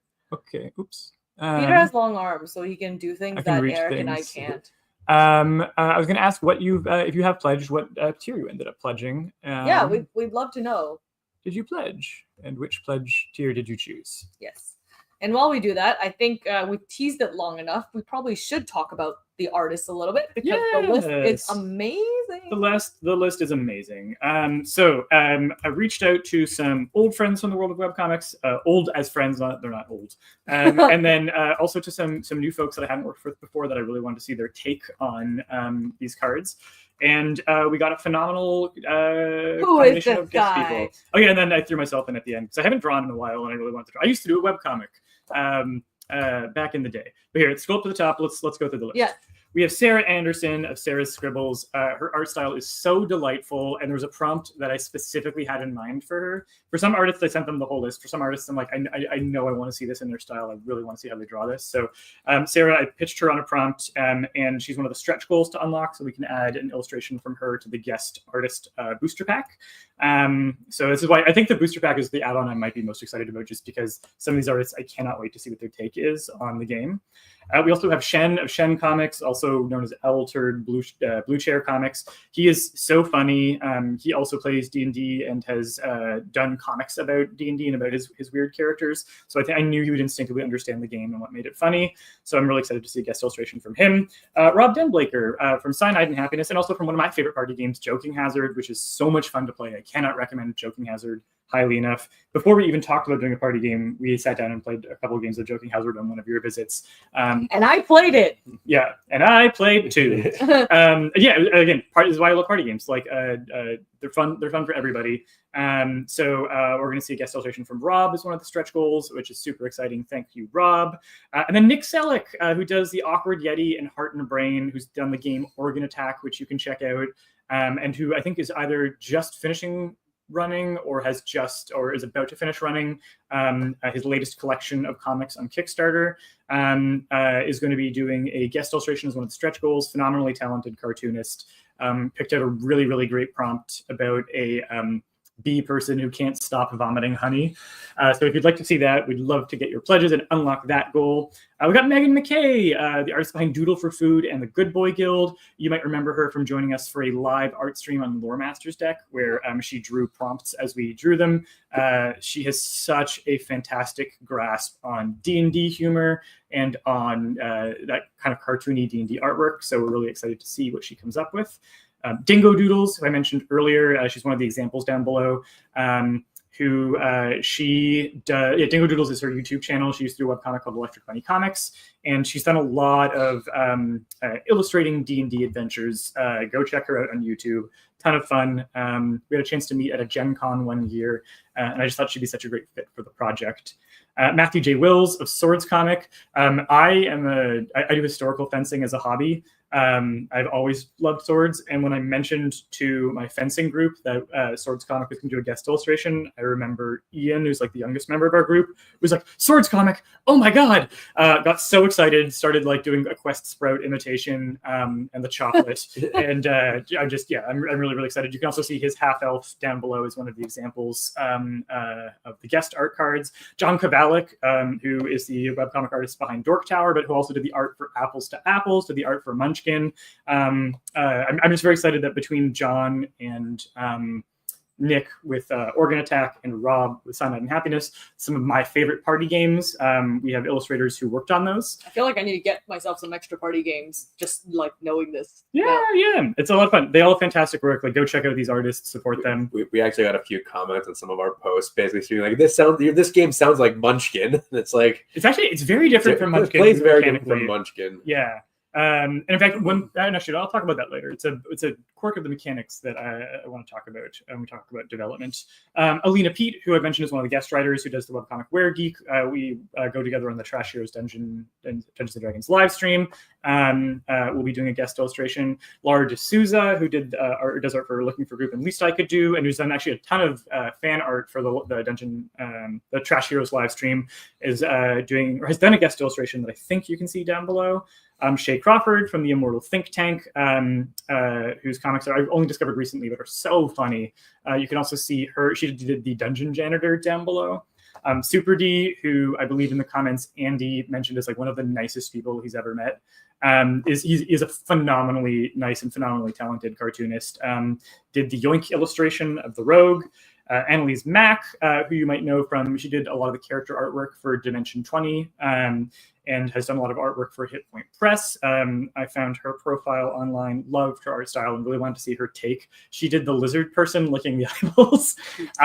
Did such a good job with the illustration. When that came in, I was in awe. So good. Zach Schuster, our own graphic designer, who does the webcomic Thread and who's done a lot of other illustrations for games like Drinking Quest, is going to be doing a guest illustration. And then Dennisy, who's again a recent discovery for me. Dennisy is doing the Dimension 20 webtoon for Fantasy High. And I just absolutely love her art style. We've been going back and forth on which, she's got a very fluid style. She can do kind of different degrees of detail. So I was just emailing her this morning about how detailed we wanted to go with the artwork. And then a little old me, I wanted an excuse to pull out the drawing tablet and do a little piece of artwork for the game myself. So that's our guest artist team. Yeah, I think it's absolutely incredible that these artists like wanted to come on board and be a part of our project. It's really, really, truly humbling that they kind of see our little dream and like want to help bring it to life. So I'm very excited. I haven't seen all the cards yet. I've seen a couple. I know there were a couple that you were so excited that when they came in, you were like putting in, and you're like,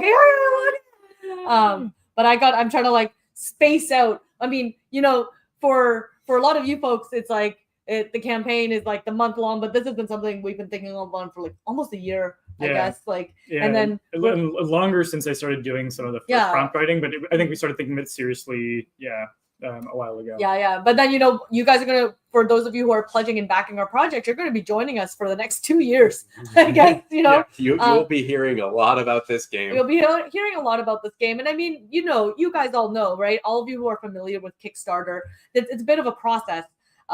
Once this campaign is over, we're going to go hardcore into production mode. You know, finalizing all the little details, making sure, you know, like proofreading everything, coming up with more quests, fine tuning the quest, getting the art in. Art notes for Andy. Art, you know, like Andy's working super, super hard on creating pieces for every single one of these like 400, 500 cards that are coming, not to mention the expansions. So, you know, we're going to be taking all of that.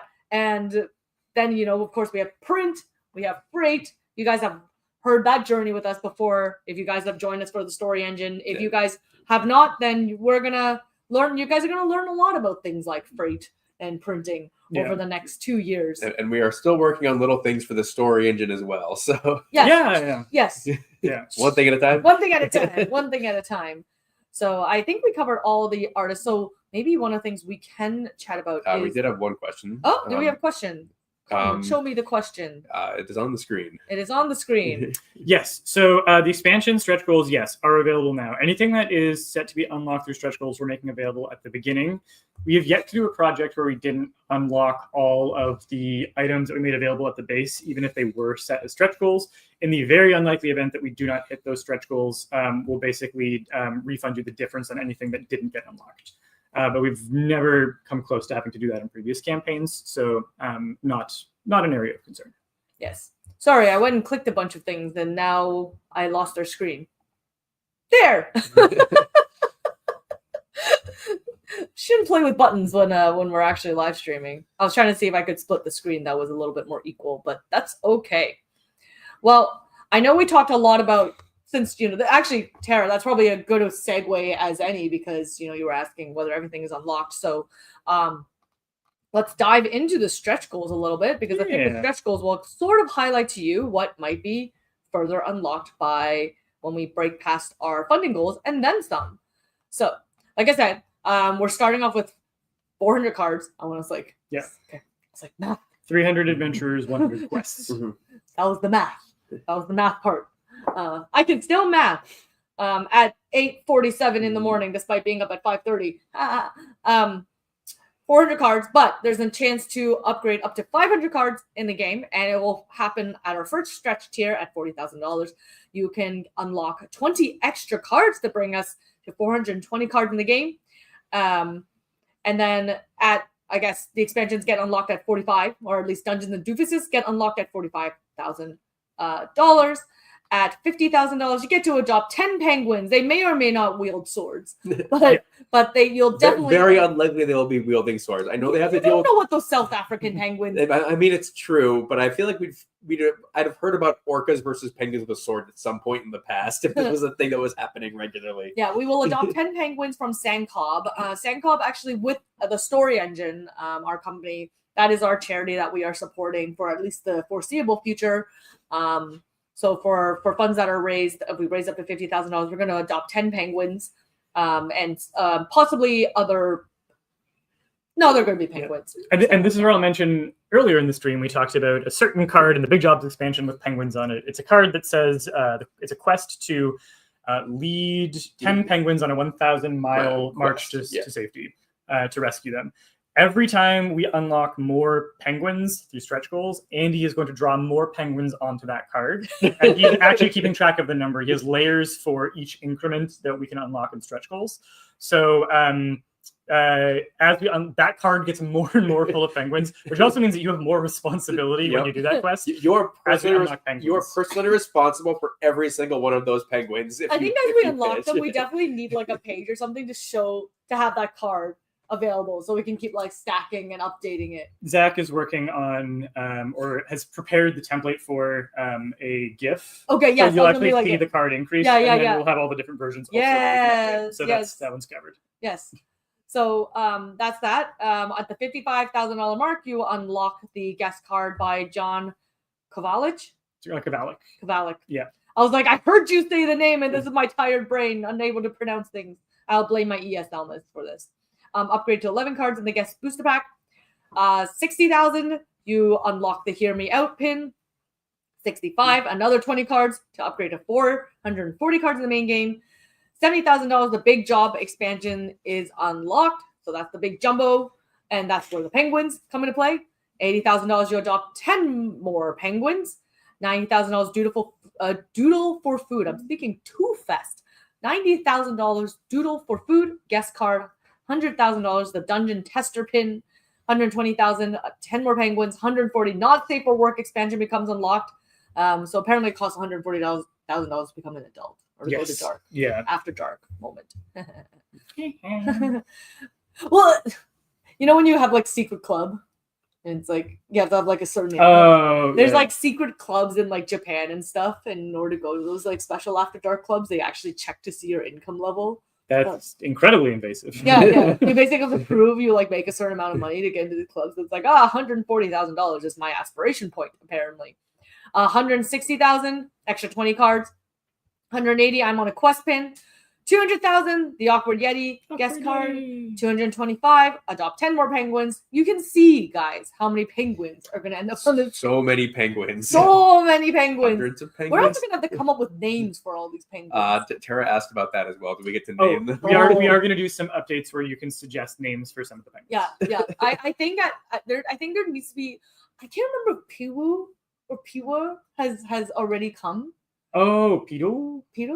Well, because so Sandcob is actually an organization I'd known before we decided to embrace it with the story engine.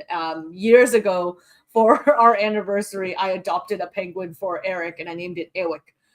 And then a few years later, strangely enough, a winery, a South African wine company that I went to an event for, adopted penguins for all the influencers who showed up. So I had one that I named Milwaukee. Yeah. So it only makes sense that at some point you need like a pew or something like that. Yeah. I like this comment from Andy. I wonder if there are any adventures where you're like, 10 penguins, this is the right guy. Absolutely perfect. 100 penguins, no chance. I cannot in good conscience recommend the man for 100. Yeah, absolutely. 60, maybe 70 penguins. Any more than that is frankly irresponsible. Andy, you're a treasure. We are probably in the next 10 minutes going to do a little bit of gameplay where you guys can pitch questions and like interview questions for our characters in the chat once we reveal who our characters are. Andy, I would love to hear your interview questions for us based on this this interviewing character that you're doing. Yes. So $250,000, the Shen guest card, $275,000, another 20 guest cards. This is very close to taking us to the 500 cards, folks. $300,000. That's when the Cyanide Happiness guest card. $325,000. You get a bonus PDF for interview questions. That's always really important. We all know interviewers all need a clipboard. Yeah. And you always need a piece of paper to ask the best interviews. Yeah. So we're going to just suggest some questions because some people when they're doing the interview don't know what to say to start. So just some suggested questions you can ask the characters who are pitching. Yeah. $350,000. 50 penguins. So still a reasonable amount, right, Andy? $375,000. Mm-hmm. This will take us right to the 500 cards in the game.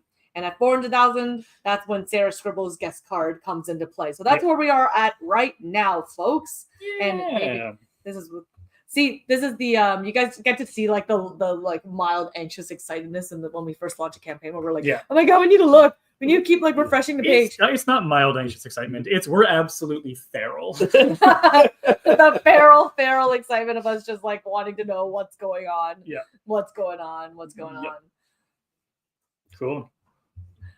So yeah, that's basically our campaign. So again, if you like what we're doing, please pledge and support. Please share with all your friends. Tell family. everyone you can. Share it with all the penguins. Yep. Yeah, tell every penguin. If you know a penguin with a credit card, we want that penguin in our target market. Yeah. Very much so. Yeah. Please share all of that. And the first question is how to explain this gap in your resume. Yes. Okay. So. That's where I stabbed the paper. I don't know. Yeah. It's a hole in the paper, literally a gap. Apparently, penguins are chocolate biscuit in the UK. What do you do to those poor penguins? Why are you eating those penguins? I mean, we've got animal crackers here. Why do they taste like chocolate? Why are we eating these penguins, and why do they taste like chocolate?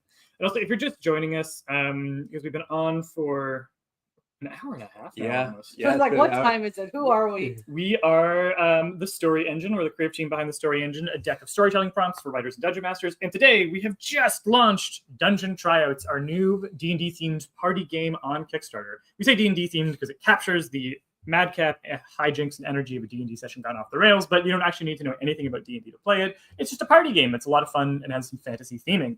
In it, you play the part of a talent manager, talent agent for wannabe adventurers. But the problem is, actually, what's the problem with the adventurers, Eric? The problem is that all the adventurers have, shall we say, strange quirks that make them very difficult to hire. Right. Yeah. Maybe their hands are very sticky. Their hands are very sticky. Maybe their only attack is throwing bowling balls. All of the above. And what's your job on behalf of these adventurers? Your job is to pitch them at quest auditions and presenting their weaknesses as strengths in the hopes of securing them the gig. Here's sticky hands and throwing bowling balls. So really, you're like a good agent. You don't really care whether or not they can do the job. You just have to make sure they get it. Whether they survive is really, not part of the game at all. Yeah.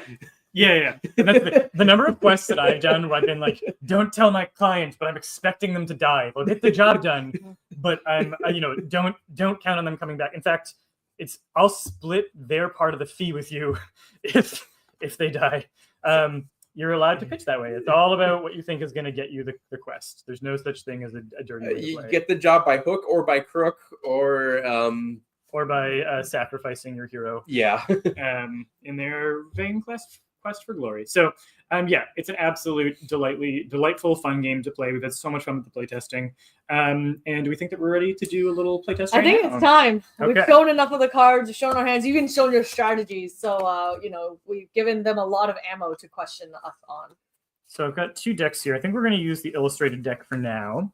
And we'll break out the unillustrated deck later. Yeah, and to be clear, folks, all the cards will be illustrated in the final version. This is, it's not like we can make Andy work that hard leading up to launch. The man would be drawing until we would have to bend some time-space continuum. We were talking about future travel earlier. Andy would constantly have to travel to the future and come back to the past, or travel back to the past and bring illustrations back. But the original version that we fell in love with of this game didn't have illustrations. All the cards were just text-based prompts like this.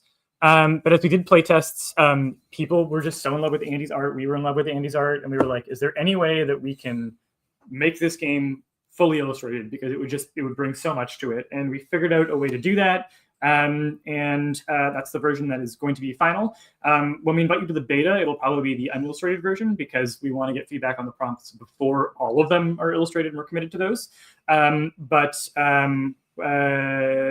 are going to play with the illustrated version for you. And somehow, despite being at a small table with no place to misplace things, I've lost the illustrated quest cards. So I'm just going to take a quick look for those. So what I'm going to do when we get started here, I just mixed them in accidentally. what I'm going to do when we get started is I'm going to deal each of us a hand of 7 cards. In a normal game of Dungeon Tryouts, one of us would be taking a timeout to be the quest giver to start, but we're actually going to have the quest giver. We're going to draw a random quest, and then we're going to have the chat both send us their questions for our candidates and also pick a winner. Pick a winner. Yeah. So don't worry, you're going to definitely hurt one of our feelings. No pressure.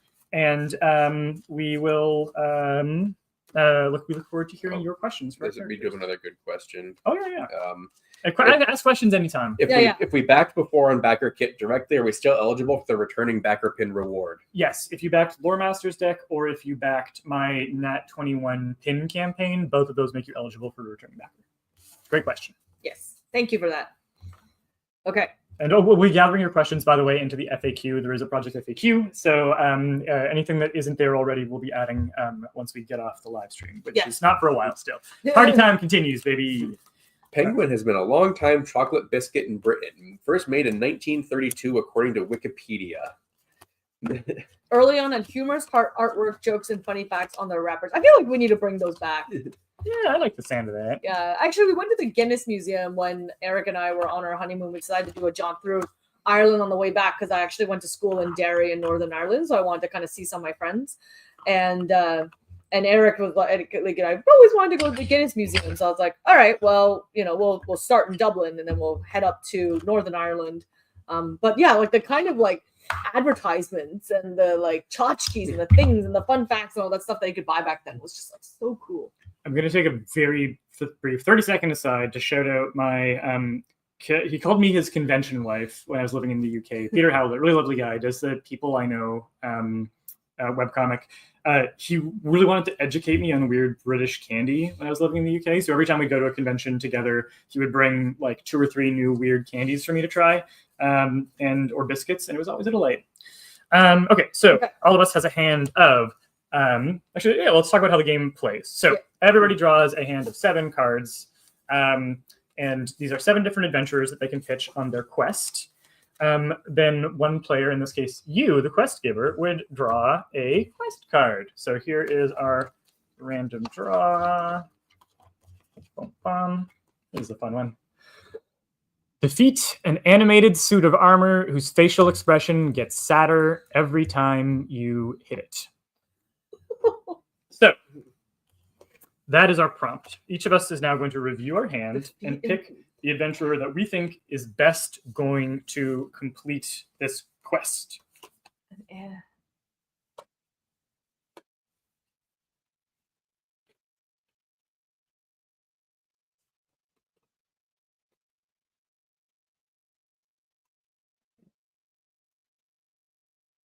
Oh. So in gameplay, when you're ready, you would put your card face down next to the quest so that the quest giver knows that you're ready, and we wait till everybody does. The thing about Dungeon Tryouts is who's pitching the character. They're going to reveal themselves, but it's still a lot of fun when the cards first turn up to try and guess who played what. And we've seen some really funny moments in the playtests where a very shy person played a very ridiculous card and no one expected it to be them. So this is the maximum reveal version. I think there's also like make the game flow a little bit better because you don't want to have people trying to meta game and like pit through recommend cards based on what other people recommended. At least everybody gets they have to lock their answers at the same time. Yes. Yeah. But there's also a variant rule that I'm going to be adding to the rules clarification, where kind of like the game from Whose Line Is It Anyways, where someone's hosting a dinner party and every other person has been given a character prompt and the dinner host has to guess who the people are. There's a fun mini game in this where you don't read out the full prompt, you just read out the basic part of the prompt, and then other players are trying to guess what the quirk is. That's a little side game you can play if you like to. I'm trying to see if I can get an image of the card up on the screen, because I think that'll be really... I'll do a close-up here as we go through the different characters. Okay. So a quest again is defeat an animated suit of armor whose facial expression gets sadder every time you hit it, and the candidates are, and I don't know who's which, a paladin with a punchable face. This one was me. Oh, don't reveal yet. Oh. We have a unicorn who loves breaking kneecaps. And we have a druid who got stuck in animal form and has basically gone feral. So at this point, the quest giver would probably, whichever character they want to interview first, would like look at the card and be like, okay, paladin with a punchable face. Why do you think you're particularly well suited to defeat an animated suit of armor whose facial expression gets sadder every time you hit it? Also, at this point, in the chat, please share your questions. You can address a question to a particular candidate. Again, a paladin with a punchable face, a unicorn who loves breaking kneecaps, or a druid who got stuck in animal form and has basically gone feral. You can direct questions, or you can ask questions generally to the group, and we will answer those as talent agents or as in character as we want. So I'll start us off by asking Paladin with the punchable face, what makes you think you are suited to this quest? Because if there's anybody who is not going to care about how sad this suit of armor looks, it is a paladin who's been punched for just existing his entire damn life. It's going to get sad. He's like, oh, you think you're going to look cute? Well, this is just years of frustration coming out on this very sad looking armor, going to hit it very hard, comes with a sword, is still a paladin, very good at fighting, just has an unfortunate facial quirk, and is ready to take it all out. No hesitation. So I'm going to do something that you can do in the game is sabotage other people, and I'm going to do that. Is there no chance that this paladin has in fact developed empathy for what it feels like to get treated as a punching bag? In fact, would have a very hard time seeing themselves literally reflected in the shiny face of this visor. The paladin doesn't look sad. The paladin just looks punchable. Good answer. Good answer. Do we have the paladin knows that there is no relationship between what you look like and how deserving you are of being punched. The unicorn is actually getting red to filth right now. Both Andy and Tara, the universe, is it going to be a problem that the suit of armor does not specifically have kneecaps? Does the unicorn enjoy breaking things other than kneecaps? Well, I'm the unicorn, so I'm happy to answer this question for you. And thank you for your question and for the opportunity to audition for this here This quest. unicorn also smokes a lot. Yeah, it's a bad habit. What you gotta do. Yeah, so I enjoy breaking all kinds of things besides kneecaps. Kneecaps is just my specialty, as they say. I'm the kneecap and unicorn. Forget about it. I don't know why he's going to New York. Anyway, something most people don't know about medieval suits of armor is if you got to kill someone in armor, it's pretty hard. So the first thing you do is you lock down the joints. You hit the elbows and the metal deforms, and then the person can't defend themselves. You smash those kneecaps on the legs, they can't walk around. So step one for smashing the face is you got to smash the legs. And then you're free to do whatever you want to the face. And I got to say, no matter how sad this suit of armor gets, I love breaking kneecaps more than I give a shit about how he feels. So I'm just going to keep on pounding. It's me, the kneecap and unicorn. Thanks again for having me. Have you ever seen a kneecap with a face? No, but I'd be very curious to try bashing that. But if you smash the kneecap, the face is still going to be sadder. Yeah, I don't care. I'm still going to smash it. Ooh, I like this recommendation from Andy. I could just take the suit of armor and then I solve my problem as well if I take the helmet. I shouldn't be advocating for the other character, given that I still have to defend my character. And I'll do this in character. And I will point out that the prompt is to defeat the animated suit of armor, not to just put it on like it's yours.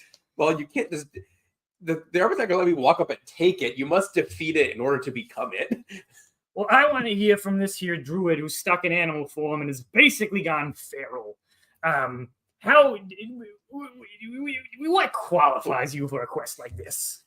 So I'm going to have to speak on behalf of the druid because I'm translating for the druid who unfortunately does not speak English anymore. However, when this druid has gone feral, there is no more empathy, no more sympathy. So a sad face means absolutely nothing. In fact, the sadness is indicative that you're winning.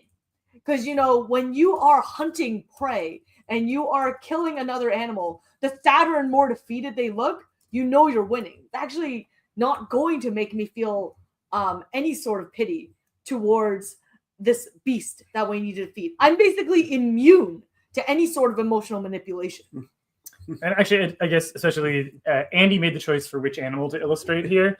He chose a feral badger, which I think is a great choice because badgers are terrifying when they're like cornered or feral. So that's a very strong pitch.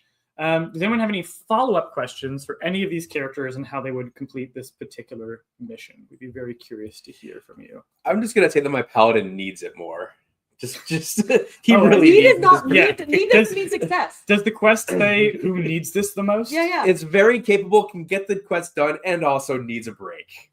But if you have a punchable face, I almost wonder if it's that punchable that the suit of armor will just end up punching you before you even punch it. Sorry, I missed that. I was checking comments. That's a very good point.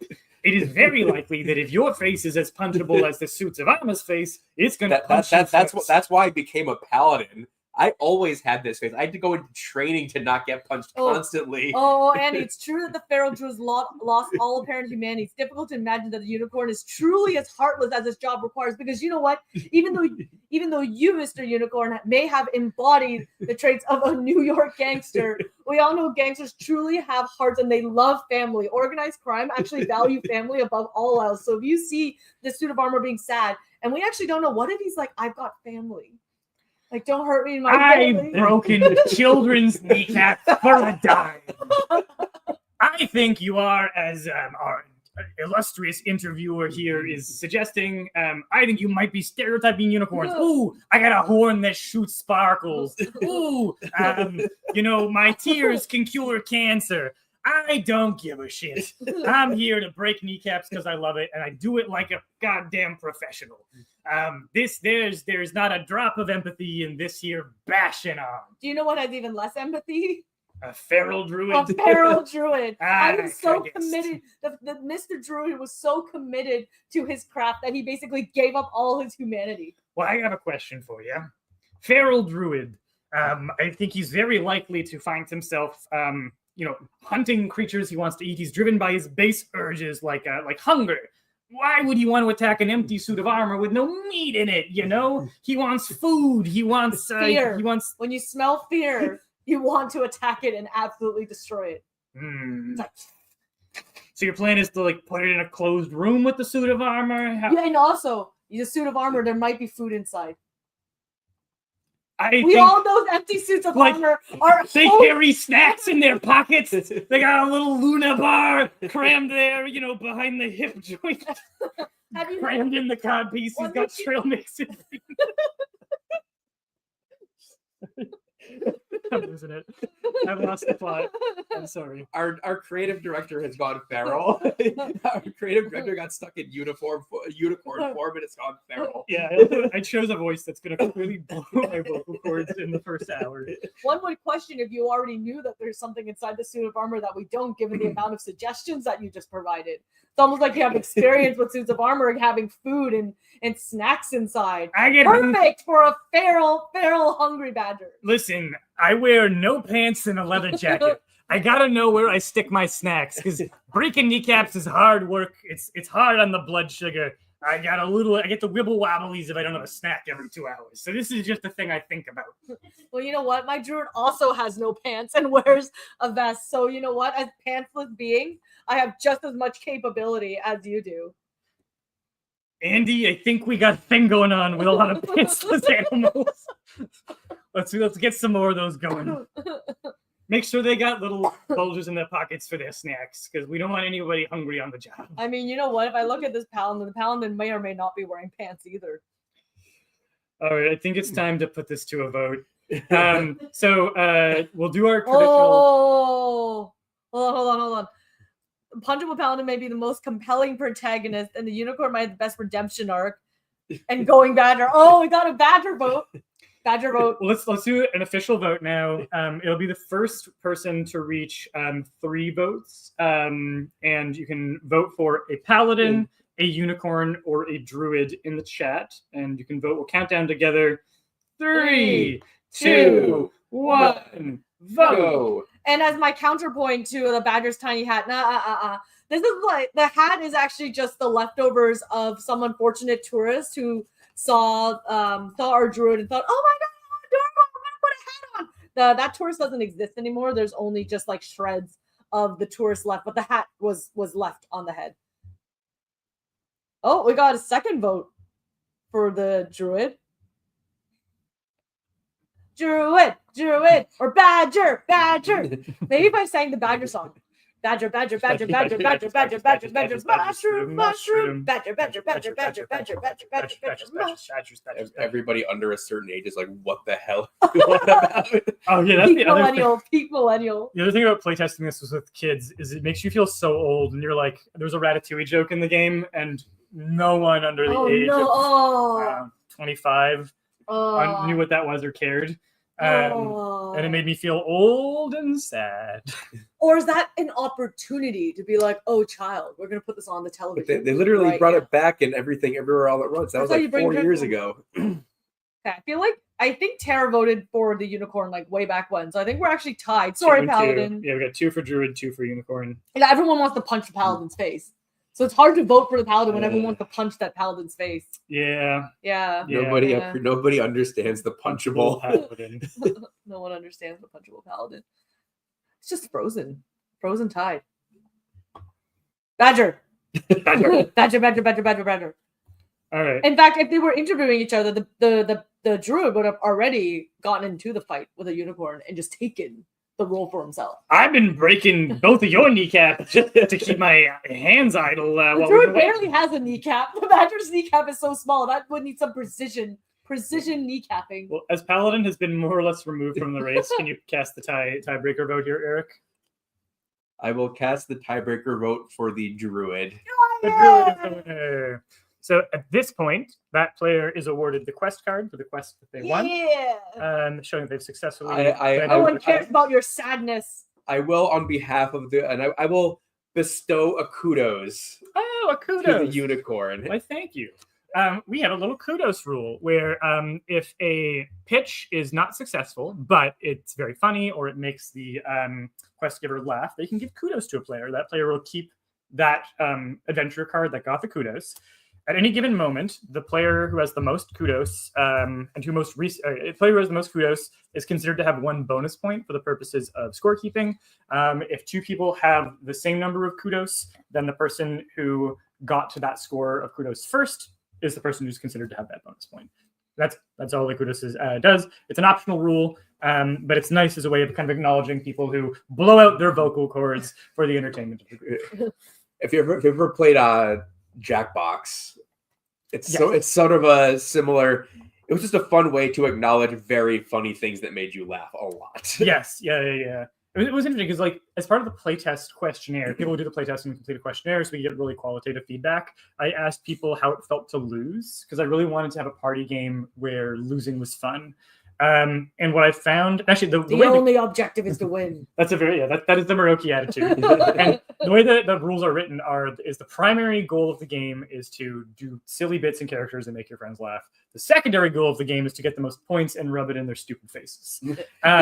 So doing a fun pitch can be its own reward. My brother's like the king of the kudos when we play Jackboxes. He never aspires to truly win the game, but he aspires to just make you die because he just writes the most ridiculous things. My wife Jasmine is the queen of the kudos, and also the reason that we had to bold the headlines on quests, because she'll read the quest and just think of the funniest thing that has to do with something as part of the quest, and then completely forget what the primary goal of it was.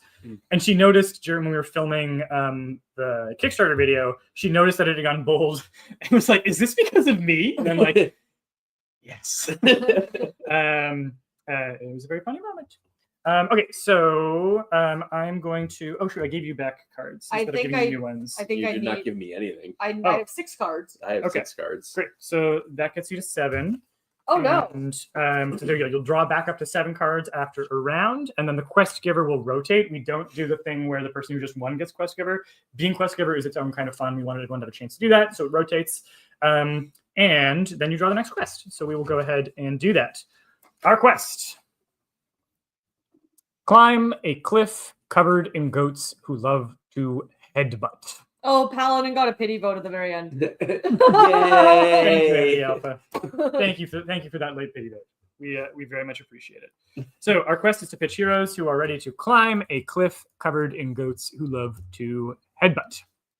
So everybody review your cards. Climb a cliff covered in goats who love to headbutt.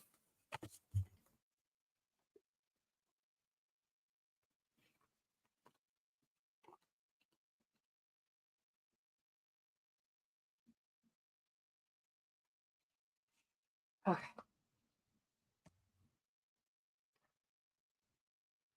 I knew my choice right away, but I waited for like 5 seconds just to see if I could find an alternative option. I am locked in. Locked and loaded. Locked in. Ooh. We have 3. We shuffle them up. So don't tell us who you are until you are asked a question. Here are our candidates for climb a cliff covered in goats who love to headbutt. So we have a druid with a herd of dogs you thought were beast companions, but might just be following them around. We have a barbarian who rips a huge fart every time they go into a rage. And we have a Pegasus who keeps dropping passengers to their deaths. So in the chat, please direct general questions that you may have or specific questions to our druid, our barbarian, and our Pegasus. And Muroki, why don't you start us off by asking one of these candidates a question? Okay.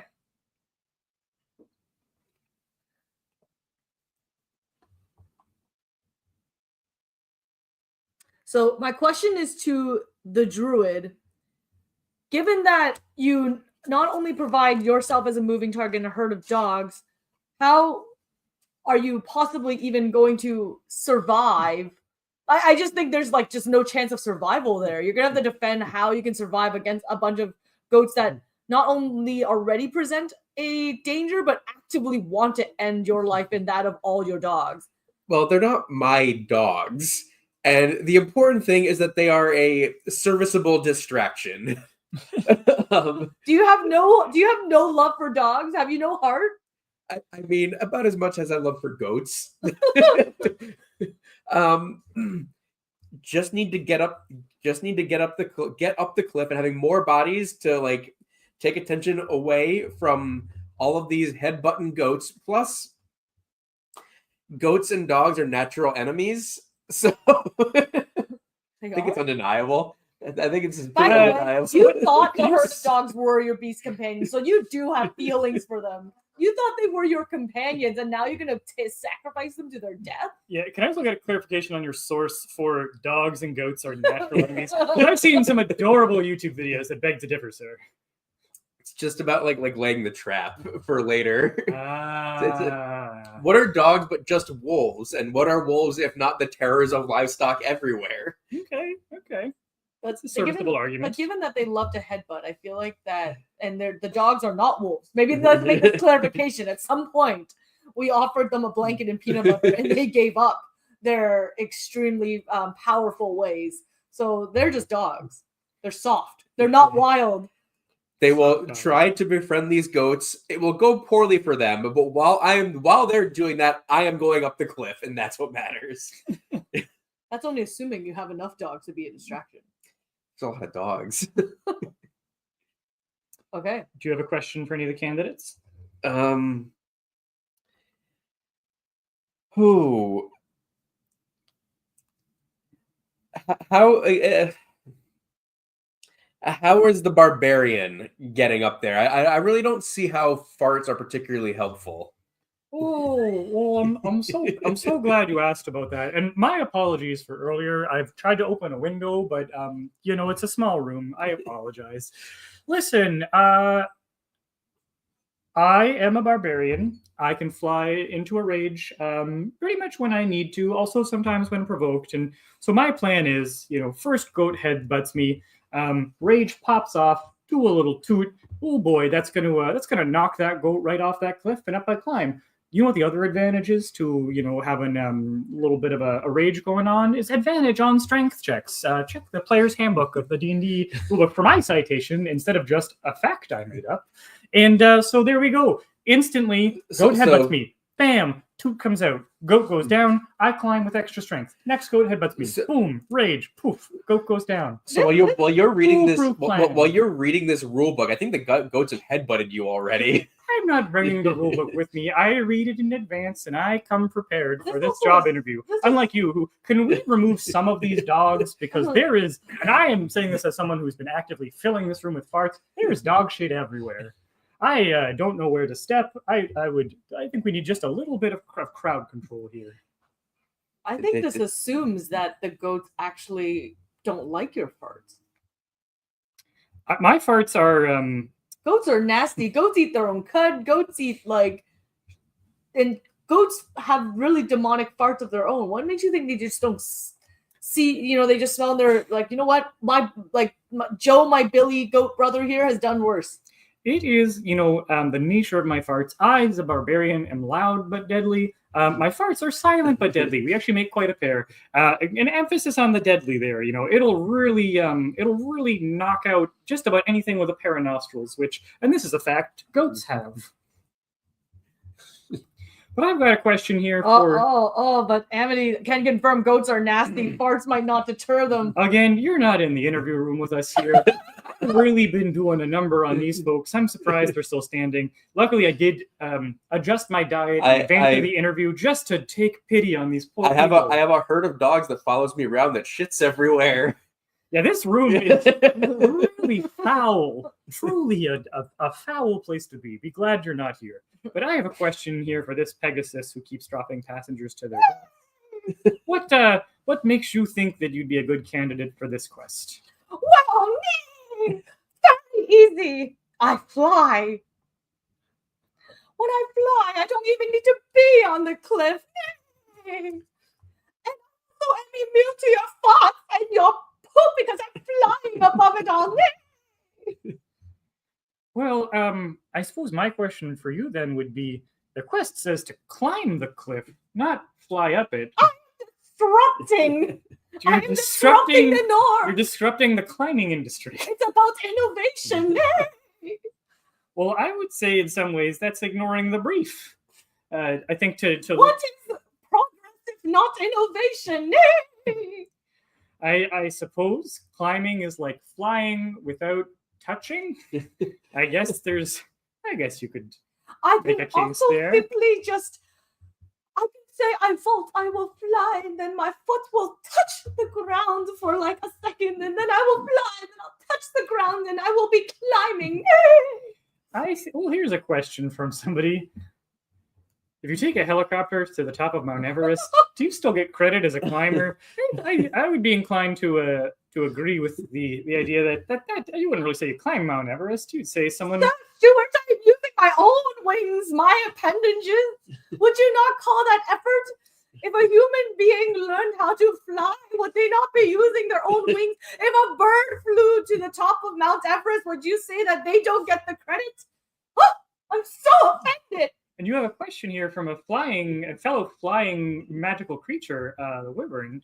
So the Pegasus is above all that sort of thing? Is a wyvern above the mortal flesh and the insignificances of humanity?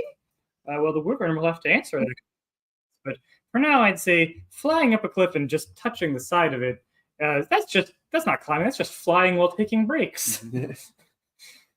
Well, this is climbing with... It's not flying, it's climbing with style. It's fliming. Fliming. Fliming. Well, if I see a quest about fliming a cliff covered in goats on the head, you're the first person I call. And you know what? Delicious eating on a Pegasus. I think the wyvern plans to eat you. I don't think he sees you as kin. Oh dear. Alrighty, well, good thing you're not going on this quest.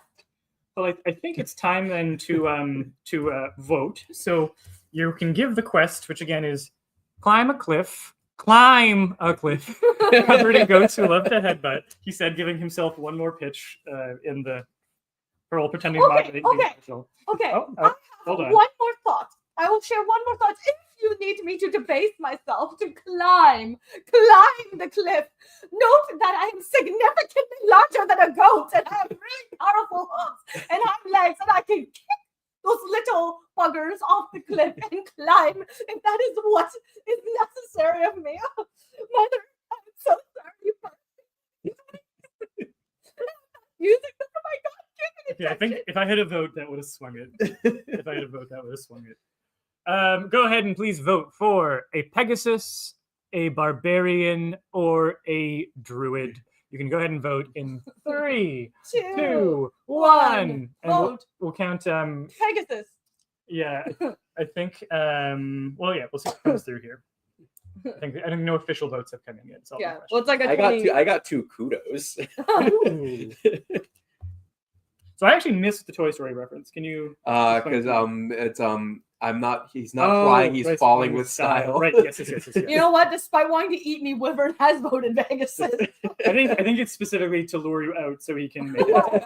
But a vote's a vote. A vote's a vote. No one said we had to survive the quest. The criteria are really up at your discretion. Yeah. I see a not safe for work story between the Wyvern and Pegasus at the top of the mountain. I'm assuming you're not talking about vor content. Wow, I was gonna think say horror or romance, but you just took made it both, baby. Swooshed it together right away. Children don't look up what vor is. Yeah. We hold no responsibility. I meant to keep the stream child friendly. I've now sworn a bunch of times. All right, let's see how those votes are coming in. Juicy. Oh no! Wait, derail. Okay. And you know what? If you want the fanfic opportunity, vote the Pegasus.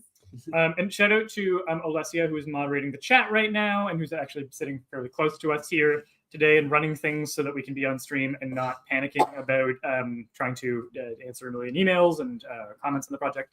But Alessia, you can vote as the Story Engine deck account in the chat if you would like. We have cracked 10,000 Canadian as we hit 9:30. Oh, wow. Yay! Thank you, guys. Thank you very much. Thank you so much. And again, if you like our project, I think also when you back a project, you even have an ability to do a social share. So if you want it super nice and easy, when you're done backing, I think you can like literally share it to your Facebook, Threads, Twitter, what they have you, and you can just say like, I backed this project, and it would help so much. And actually, maybe some really while we're waiting for some of the votes to come in, one of the great news that I saw was we have been chosen as a project that Kickstarter loves. Thank you, Kickstarter. Obviously, sent us that update in the private chat. I was trying to click it to see what it would do. So Project We Love is basically where it's something that manually a member of Kickstarter will choose, saying like this is a project that they feel like reflects what they're looking for Kickstarter projects, that looks particularly interesting, and it gives it a little bit of boost for visibility. So thank you, Kickstarter. Really, really appreciate that. That's super sweet. We appreciate that you love the project with us, and maybe at it's like, that's when we should be invited to a Kickstarter again for another lunch where we will just pitch stories, we'll just show up as zany characters for lunch. And I will show up in a leather jacket with a club for breaking the gap. I will show up in a horse with wings. Horse with wings. So like just I don't know, like pat out the back half and just drag it around. And Eric will bring a pack of dogs. We never get invited back. I was just gonna bring my punchable face is what I was gonna do.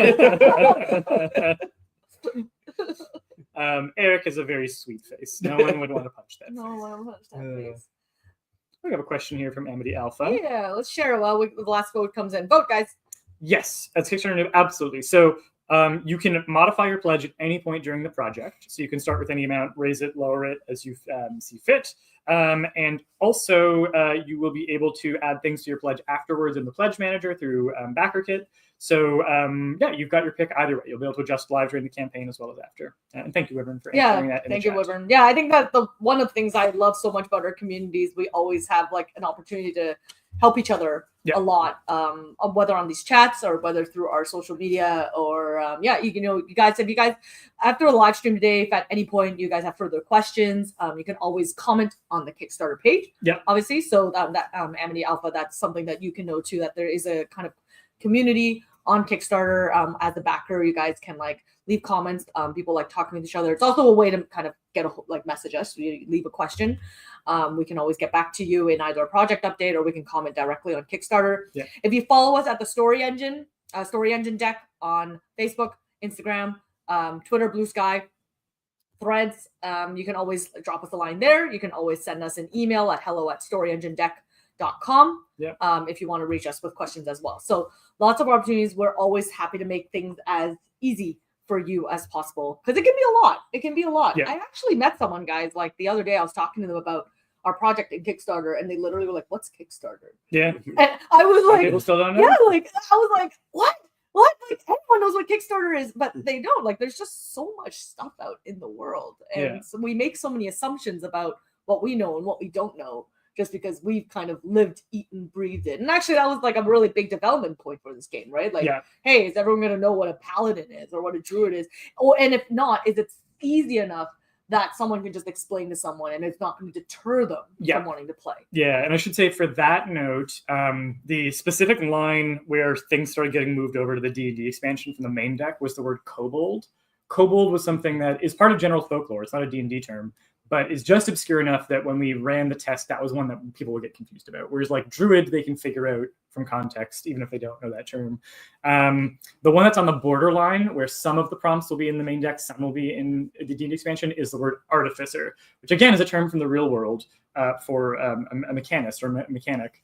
But the specific D&D context isn't known to everyone. So that is the dividing line, where some that are easy to figure out from the prompt we're going to leave in. Others might get changed to an engineer, mechanic, mad inventor, that kind of thing. But yeah, that's specifically the kind of the line of obscurity that we discovered when we were doing the test. Yes. Well, I think Pegasus wins by default at this point. Yeah. Did Pegasus win? Okay, I was gonna say, I mean, I know we're 2-1 right now, but we are about to bring our special guest on the stage, and he could be also the deciding factor as well, considering that. I think no one. Yeah, and no, he's voted. Okay. 3 votes. Yeah, but we're about to bring you on, Andy. Andy, you can go ahead and turn on your mic. If you want to do video on, we'd love to have your video on. If it is early morning and you don't want to be on camera yet, that is totally fine and understandable. We got camera. So please join us in welcoming Mr. Andy Stewart, AC Stewart, to the stream. Hello. Am I here? Oh yeah, there it is. I moved, and this is my apartment, and I haven't had time to like set up for streaming or anything, so you can just see my kitchen in the background. That's fine. But hello. Well, thanks for having me in my kitchen here. It actually proves you're a real person. Yeah. And we're about to get into actually AI with some art. That was my attempt to transition kitchens into the kitchen with art. The thinnest of segues. But Andy, thank you so much for joining us. I really appreciate it. Thank you so much for all of the like absolutely bonkers, incredible art you've been doing on the project. It is so much of the heart and soul of the project has been that happy-go-lucky art style. Absolutely perfect for it. And like I've told you before, it's been in my head since I started dreaming about this project. I should also state that I was the one who had the penguin card in my hand. Ooh, and I was like waiting. I was like, there must be. And I was like, oh, but I can't. I was like, it can't be a throw. I can't rely on the penguin just winning the hearts of everybody. It's like we said, like, I don't like that penguin probably not the most useful on that cliff of goats. Yeah. But it's so soft. The penguin would be great for getting down the mountain. Yeah. That's true. Doing the fast slide. Yeah. We have a couple of quests where you go up something. I don't know that we have anything when you go down something. So that's something to remember. Yeah. We need a quest. We need like a luge quest. Yeah. A luge based quest. Yeah. But Andy, do you have a favorite one that you've drawn yet? Like a favorite piece that you've drawn, whether it's from the main deck or from the expansion artwork? I'm just curious. I think the one that like, if I have a metric for judging this, it would be like the one where I like screen cap it and share it with, people who know me personally, because I'm like, look what I'm working on. It was probably the unicorn with the baseball bat. Where I was that just like, is a personal favorite of mine. The unicorn go. It was very. It's gonna be over there. The unicorn? Yeah. I'm gonna just pull that up one more time. Gosh, let me just open the. The unicorn's over there. There we go. Open the document because I. Oh yeah, and there's so many of them. So on the art notes document, Andy, we're going to do a little bit of shop doc here for the audience. My apologies. In the art prompts document, I think both of the next 3 prompts for adventurers and from quests are ready to go. So when you want to start drawing, you can pick either one of those things to draw, or any of the next 3 on either of those lists. For No pressure. Wait, what is it again? Sorry. Sorry, which ones am I drawing again? Sorry. No worries. I'm gonna need to steal Moroki's laptop for a sec to get my own copy of it open. Can you go to our Google Drive and then just search art notes, art prompts? What's it called? Check that one. Maybe that's it. Yes, this is the one. Okay, so I open the Adventurers tab here and scroll down to the end of the green. Perfect. Okay, so actually, why don't we have the chat vote on which of these they want to see Andy draw? So we'll start with one of these 3 following adventurers. The prompts I've written for Andy to draw are a ventriloquist possessed by a cursed dummy, a jukebox who became sentient and decided to become a bard, or a cat person who looks mildly disdainful about being asked to do anything. Thank you very much. That's actually one of Eric's prompts. I really liked that one. I don't even remember writing that. So your choices are, and you can go ahead and vote in the chat. Andy, you can vote in the chat as well. You do get a vote here. One more time, if you can pull this up for me. A ventriloquist, a jukebox, or a cat person. And cat person is hyphenated. It's not a person who likes cats. It is a person who is made like a cat. You can go ahead and vote in 3, 2, 1. Trying to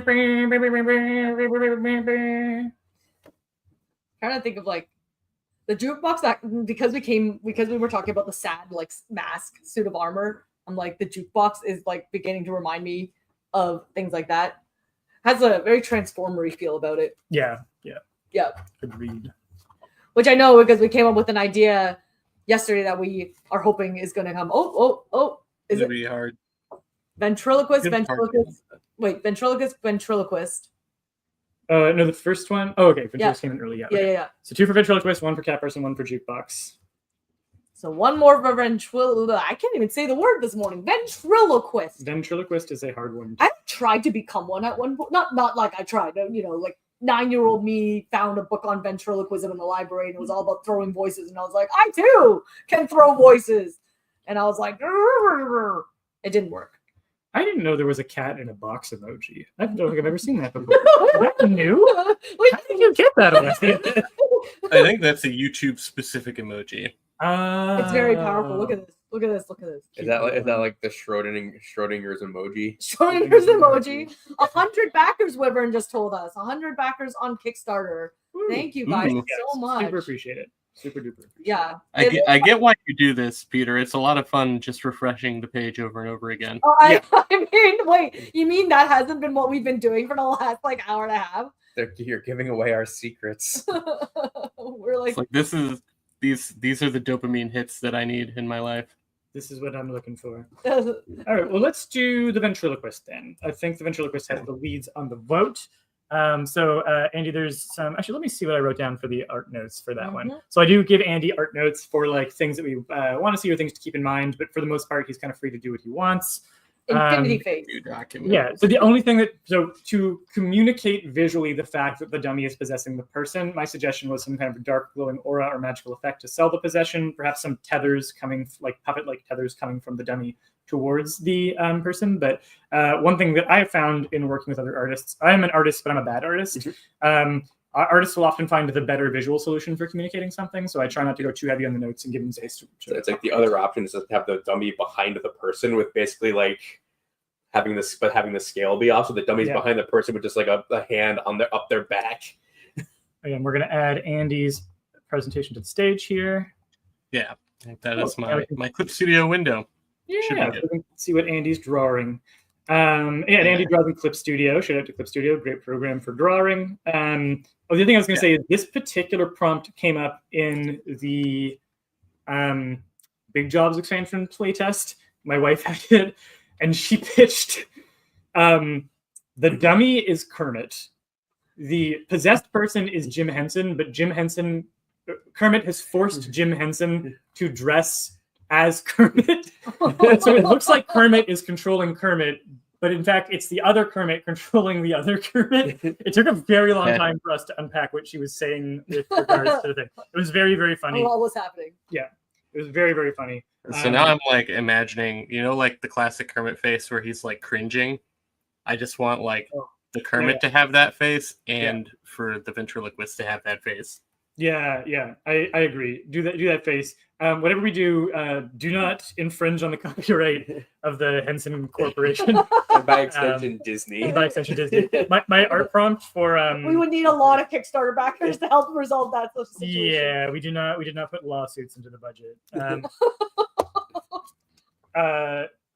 This prompt I sent to Andy with like, make him look like a space marine. This is a paladin who yells for the emperor before even the most mundane actions. I'm like, make him look like a space marine, but like scrub off anything that's going to be fully IP infringing, so we don't have to worry about lawsuits. Yeah, he nailed the brief. The puns have come. You're saying you're committed. Oh. We are indeed committed. Oh god, I thought I escaped the puns since we weren't talking about story engine stuff today.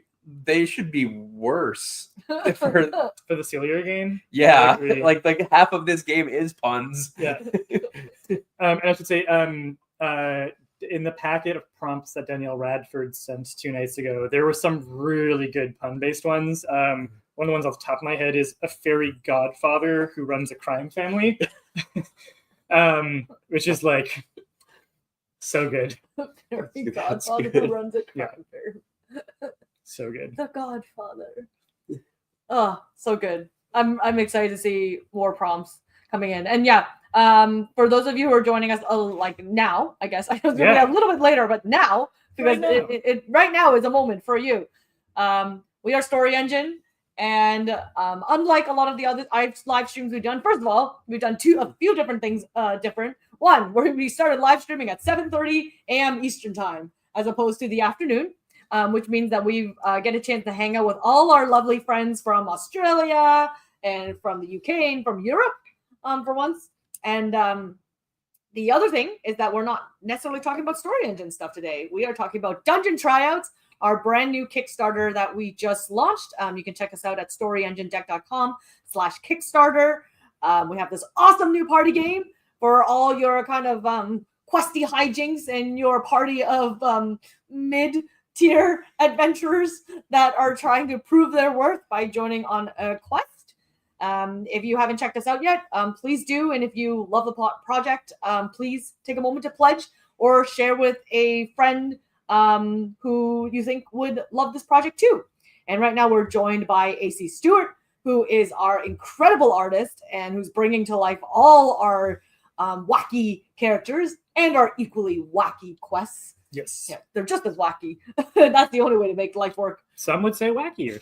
Yeah, some would say wackier to bring them all together. And he's going to bring them to life. And right now, we are drawing a ventriloquist who's possessed by a cursed dummy. You know, honestly, that's just like, if it's not being done in this like joyous way, especially since this dummy looks very happy right now. I love that the dummy is like super happy. I just started with the face. I was like, if I nail the puppet face, the rest of it will just come together. Yeah, it's almost like being controlled by a sock puppet right now. Yeah. But I mean, like that's the thing. Like if I like a cursed ventriloquist dummy is stuff of nightmares, man. Yeah. Like normally it's just true stuff of nightmares. I have automatonophobia, which is the term for like a fear of things that look human but aren't. So like dolls, doll clowns, puppets sometimes freak me out if they're like very looking like a human face enough. But things that are like a sock puppet doesn't. A sock puppet doesn't. So you must love my ball jointed doll in the den. I don't think I've noticed it, and I think I'm going to continue not noticing it. Forcible self-defense mechanism. Stab in my little mechanism. So like, I don't know if anyone here is part of like the ball jointed doll community, but that was like it probably silly. Ball jointed doll community. The BJD community. Yeah. It's probably still very popular now, but I've definitely like partially grown out of it, partially because my wallet can't handle this hobby. But it definitely really blew up in North America, I would say, like 14, 15 years ago. And they are these dolls that are ball jointed, so they're fully articulate, and they come in many, many different sizes, from like really mini like fairy size up to like super SD size, which are like like almost 2 feet tall. And they just have these beautiful sculpted faces, and you can customize them in any way, shape, or form. Like you get eyes, shoes, hair. Some people like paint their own faces, so you get like the blank face. And I got my doll, and I remember like saving for months and months and months and months because I was like 16 or 17 at the time, or 18. I was young, and I didn't have that much money. But they were like $1,000 usually for a SD size, and like. I remember talking with my friends, and everyone always like, yeah, like the shoes for my doll cost more than my own shoes. Because if you bought the shoes, they're like $100, like minimum. You couldn't like buy anything less. But it was huge. People would have meetups at Anime North or conventions, and everyone just brings their dolls, like dozens and dozens of people bring their like all their dolls in their room. They all have names. You built them like a D&D character. It's like D&D and Sims all mashed up. You know, some of them are regular humans, some of them are fantasy people, but yeah, that would trigger all that a fear of automaton. Yeah, automatonophobia. Yeah, I'm gonna file that under hobbies I don't understand. But what I'll say is, I came here to join Morokin Air for the launch, bringing with me some bags of weird Dutch licorice. I'm half Dutch. I love weird Dutch licorice, and I made them try double salted zoetrope. And their reaction was kind of. If you've ever had it, it's like eating salted tar, or like brined shoe leather. You're just tasting a lie. Really selling this. Yeah, I was, think so. It was very salty. This is the appeal. It was like so salty that it almost burns your tongue.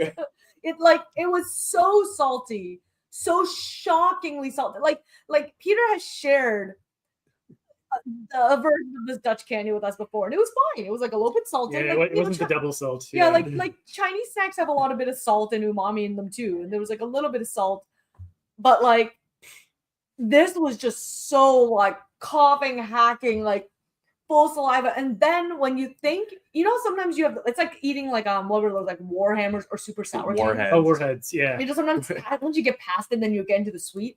You think you're past it. You've licked all the salt. You get into the sweet, and then you're assaulted by the salt again. There's like no escape. There it is just keeps truly coming no for escape. you. I like this comment from Janet here. Can the dummy have a belly button? Andy, would you enter? Which implies that the dummy has an umbilical cord. Yeah. Which implies that the dummy had live birth. That's the level of horror we've reached. You know, dummy was sewn. It was a sock dummy. I think it was born by the mother. Are you saying every teddy bear and every toy with a belly button is truly birthed? I suppose that's what I am saying. Oh I suppose my that's the God. argument I'm making. Oh my God. Do you speak Dutch, Peter? No, not a bit. Truly. I really need to know if the memes are true, like that. Just the silly translations that you see online, like a latte is a frothy coffee. That I don't know. I do have at some point someone in my family bought it wasn't a Dutch phrase book, it was a list of weird Dutch phrases, like angels pissing on your tongue, that we went through, but I do not know. What's weird about that? I can't remember the other ones. That was the one that really stuck with me. Is it meant to be a compliment? I think it's like an angel's fart. Yeah, that's what I was assuming. I think it is saying that something tastes good. There is a chance that it's like that it's a version of "Don't piss and tell me it's raining," but I think it is for something that tastes good. I think it is for something that tastes good. What I need the chat to weigh on what I'm gonna do with these legs, like real long and dangly, or like stubby little legs, or should I just like start drawing and let? Is this for the ventriloquist or for the dummy? For the dummy. The dummy. Just wrapped around his throat. Oh. See, I feel like I feel like the legs need to be short so that the dummy stays cute. Yeah, chat, let us know. Long legs feel. Oh, that's where like this is getting to Slender Man territory. Like the long legs would be so horrifying. It's like the more he possesses the person, the longer his legs get until he no longer needs the person. Oh, little Muppet nose. Is that adding to it or taking away from it? Just a reminder that this is for the family-friendly main game. Okay. Yeah, so less creepy. It's been really interesting with the like not safe for work expansion. Oh, long, dangly, and uneven. Oh, interesting. I'm all for wrapped around the throat. Oh, also, Farah made a comment earlier that I wanted to get back to. Farah recognized a deep cut. the goats that headbutt people is actually from one of the Deck of Worlds demo videos. It was a real prompt I drew for creating a cliff, which is kind of like a trial for adventurers to climb to get to this camp of retired adventurers who have kind of started their own like post-adventurer therapy community where they take care of each other and they retire, but a lot of young fledgling adventurers who like want to get their secrets for how they survived so long will try and brave these cliffs and climb up to learn from them. And it was covered in goats who headbutt because of some prompts that came up. So that card, and actually a number of cards were prompted using the story engine or Deck of Worlds or Lore Masters deck as an idea generator. So this is the first time that the snake is eating its own tail, and I've used a deck of prompts to write a deck of prompts. But a huge recognition to Farah for recognizing that deep cut, that card was prompted by a prompt I drew in another video that I published like 3.5 years ago. Us using our own decks to help us make more decks. To make more decks? Yeah.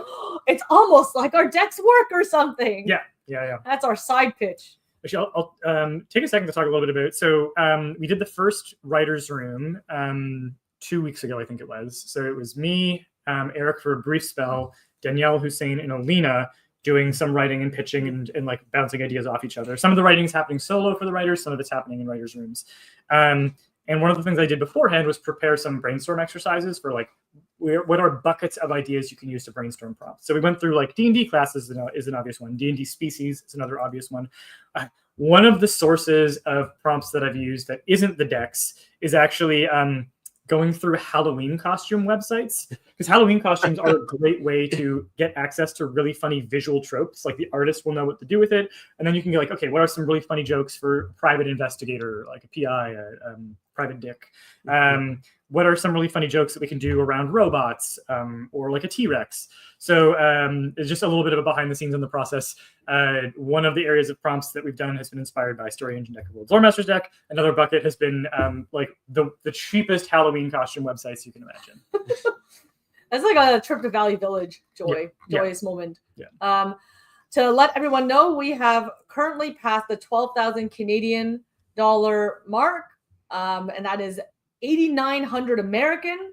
And the reason why I state this is I know for a Kickstarter we listed our goal in American. Yeah, and our stretch goals are in US. Yeah, and our US dollars. So just so that people have like the best understanding, we're at $8,900. So they're a few steps away from $10,000 USD. It just keeps moving. The numbers keep moving, guys. It's so exciting. I want to see what is our like most popular tier right now. And I also want to just shout out to our chat. I think there is a question from Andy about yes or no's.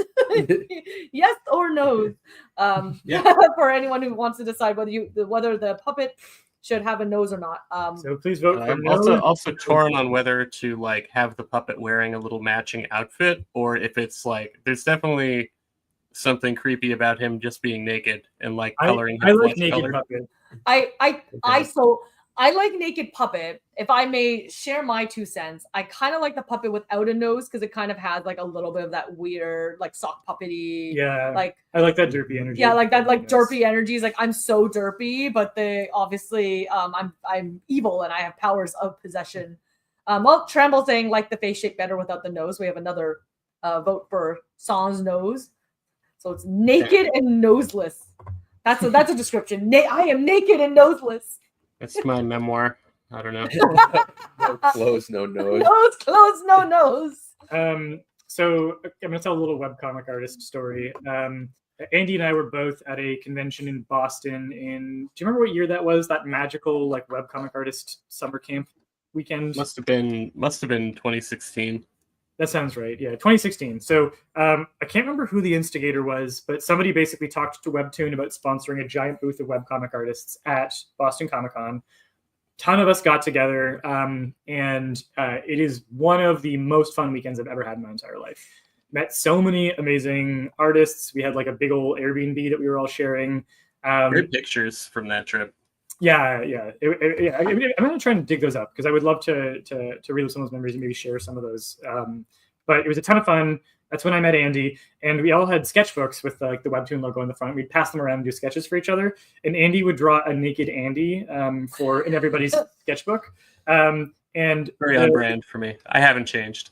Yeah, it's a Naked Andy's my favorite Andy. Is Naked Andy gonna actually slide its way into our deck as an Easter egg? Slide is an interesting verb for a Naked Andy. Like a penguin.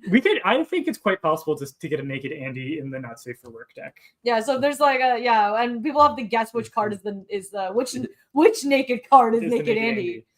And he did all of these really great Naked Andy drawings of him, and often in the drawings he would be like buff or have like the Majesty lines.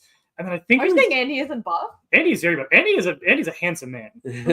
But specifically, I think I don't know if you did this in other notebooks, but I know in my notebook you drew like the real Naked Andy or the real Andy, and you drew yourself with like the hunched shoulders and like the little bit of the belly. Oh, I think Naked Andy's emerging. Okay, wait. Tell us what it's real a Naked Andy sighting in the wild. No, just that. Just he did like the one that was in contrast to all the other Naked Andys in my sketchbook, and I still have that sketchbook tucked away somewhere, and it was a very special moment. I love that. My own very special Naked Andy. Are we venturing to Not Safe for Work territory? Can you tell how frequently I draw this? Good. Yeah, we'll just like put a bar here. There you go. Oh, I was waiting for something like weird, like artistic, like a sword, like the dramatic sword coverage. Just like holding a sword, like right here. Yeah. That's not inappropriate at all. That's much safer for work. That's a chainsaw. There was a version of the cover of the Not Safe for Work expansion. Because we with the expansions, we did a few different iterations to get to the ones that we ended up using, where I think we had a big greatsword in the middle covering the privates of the fighter. That is. Or is that the final one that we ended up? A choice I often make. I think the final one that we just have the censor bar covering it. So it looks like Wyvern helped me do the homework. The pledge with the most backers right now is our Adventurer bundle. So our Adventurer bundle, it has all of our decks, and plus their expansions, plus the guest art booster pack, and a adventure pin. Yeah. Yes, but of course, if you pledged in the first 48 hours, you also get yourself the Adventurer in Training pin is the early bird one, and then actually, because this pledge is $88, you also get the other mini pin. That's the adventure map pin. Yeah. You get the adventure map pin comes included automatically. You'll see it pre-included in when it comes out. But I was like at 5:30. If you make a pledge where you pledge the lower tier and add stuff on to go over 75, you unlock the free adventurer pin. Also, something that we're doing for the first time on this project, we are offering free shipping to the US, Canada, the UK, Australia, and the EU for pledges of 175 or above. So that includes automatically includes the Great Devourer tier. But also, if you custom build a tier that hits $175, you will get free shipping to those locations. Yes. So I recommend that for anyone who's looking for a big old bundle. That's kind of that's the best value that we have on the table for sure. I think it's a really good value. You guys just get it all. If you're going to be paying the money for the shipping, just get more things. I'm not sure about this flesh color. Yeah, feel free to veto the flesh tone. I just wanted to sneak it in there before anybody noticed. Can we make it look like discolored flesh? Like go a little bit. Because the thing about the like healthy flesh tone is it really makes it feel like fully naked. I want it to feel like like you could imagine that it's made of like oyster material, like that kind of greeny gray. Like an oyster gun. Just go full Elmo. Give me an oyster gun dad. Add like a little bit of blush to it first. It's like perfect. It's fine. I'll adjust it. It's fine. I do appreciate and hear everybody's protests. The people want what they want. Yeah. Listen, art is about getting a strong reaction, and if that reaction is "ooh, gross, stop, please stop, why are you doing this?" That's the reaction. Okay, I'm just gonna slide. I'm gonna slide the hue slider around, and you yell at me when you feel like it looks good. Let me know when something jumps out at you. I do like the this blue. Good. I want to see a green option, just like not fully. I don't want Kermit green. I want like someone's flesh is going weird green.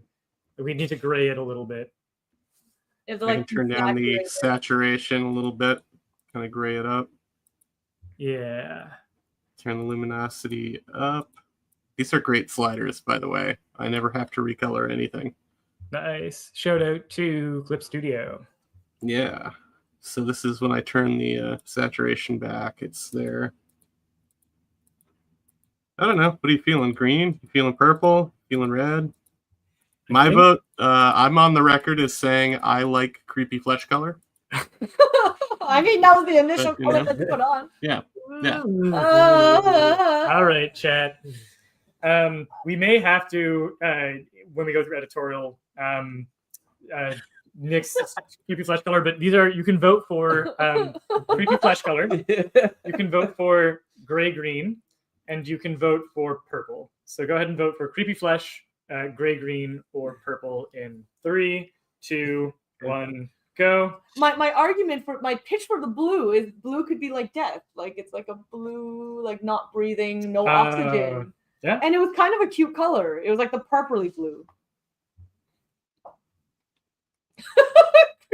I'm imagining like a runaway election here for creepy flesh, but maybe I'm just like imagining my own stream audience here. Although they might also hate that. So we'll include your vote in here. So that's 2 for creepy flesh. Okay. That's gray green. Anything but green, anything with flesh tone. I think anything but purple. So I think I'm gonna count that as a negative vote for creepy flesh. That's creepy flesh at 1, gray green at 2, purple at 1. I think I kind of like purple. Okay, purple is coming up from behind with Alessia's vote and Eric's vote. All right, I think that's purple at 3 then. Sorry, Andy. You can have you can export a version of that for your private. Yeah, for your private, not safe for work horror version. As Janet says, think of the children. I'm gonna draw my own flesh puppet later on, just for me. I'm not gonna share it with anybody. This flesh is my own private document. Yeah. Fleshpuppet.csp, whatever the file type is. You can have a naked Andy holding it, and can possess naked Andy. One of my favorite things about the live stream that I'm the D&D live stream I'm part of, with the Trash Heroes one, is that our DM Lane Myrie, he's very funny and he's very good at he likes to hide references to the really weird URLs that one of our players has as redirects to their webcomic into the game. So Jeff Jocks, who does questionable content, is one of the players, and he's a lot of novelty URLs that redirect to the main page. Walmart.horse is a URL that he has that I think Walmart actually sued him over. He has ass.golf, butt.church. And so Lane will create characters who have names that are like, you realize when you put the first and last name together, or like the middle initial, that it's one of these weird URLs. But flesh.puppet 100% sounds like a URL that Jeff would have to redirect to questionable content.net. It needs to go to actually like the weirdly most wholesome, like weird stripe sock puppet nonsense. Yeah. I agree. Yeah. I'm old enough to remember when like URLs were not like legislated. So you had like the famous example is like whitehouse.com went to a porn site.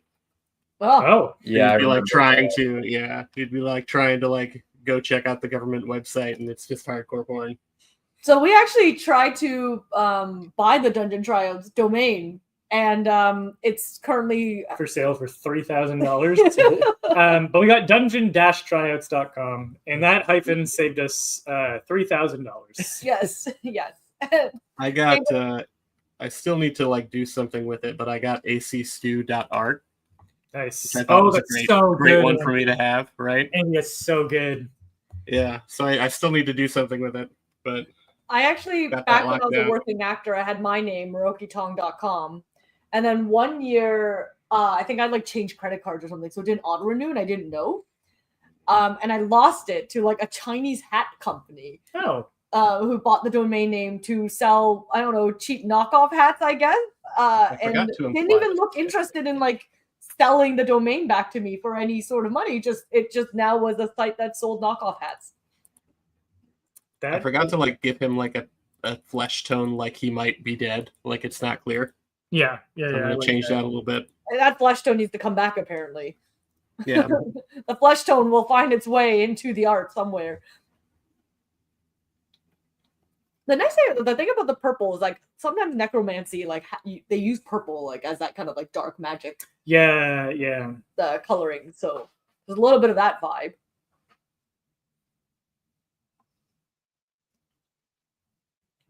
So fun seeing the art come together. I love the hand on the shoulder too. It's a threat. I feel like if Janet gets the deck, if Janet pledges to the Kickstarter, that she'll go around telling everyone that the belly button exists solely because of her interjection. Yeah. I'm gonna buy that last $750 slot and make Naked Andy part of this game. Good call. Nothing more powerful. Yeah, I mean, speaking of those pledge tiers, we have, for those of us who are joining us a little bit later in the live stream, we have for our super premium exclusive tier, we only have 3 slots available. We have our Paint Me Like One of Your Party Members tiers, which not only gives you everything that's available for Dungeon Tryouts, so that's our gold Kickstarter exclusive gold block special edition, guest art booster, all our expansions, all our collector pins, our sticker pack, t-shirt, mini pins. You also can get a chance to get yourself or your character or someone you love illustrated in the official game. And we do have actually only 2 slots left. Someone backed that tier right away. First 5 minutes. Yeah, within the first 5 minutes, someone already backed that tier. So if you want that opportunity, check it out and see. I got a DM from a friend implying he had picked up one of those. So I don't know if it's like still processing or if that was him. Oh, thank you, Andy's friend. Yeah, thank you, Andy's friend. I mean, I don't know. This backer, they show little tiny thumbnails. This backer's avatar is like a bald man in a that's him. Okay. Yeah, thank you, Andy's friend. Andy's friend. Yes. Thank you, Uriah, for thank you, Uriah. Shout out to Uriah. Catching that slot. Yeah. Yes, we will have to find out exactly. Oh, maybe that's how that you're like now request Naked Andy. Yeah. Or he'll use his slot for the flesh puppet version. Yeah. Or maybe he'll be like, I want Naked Uriah.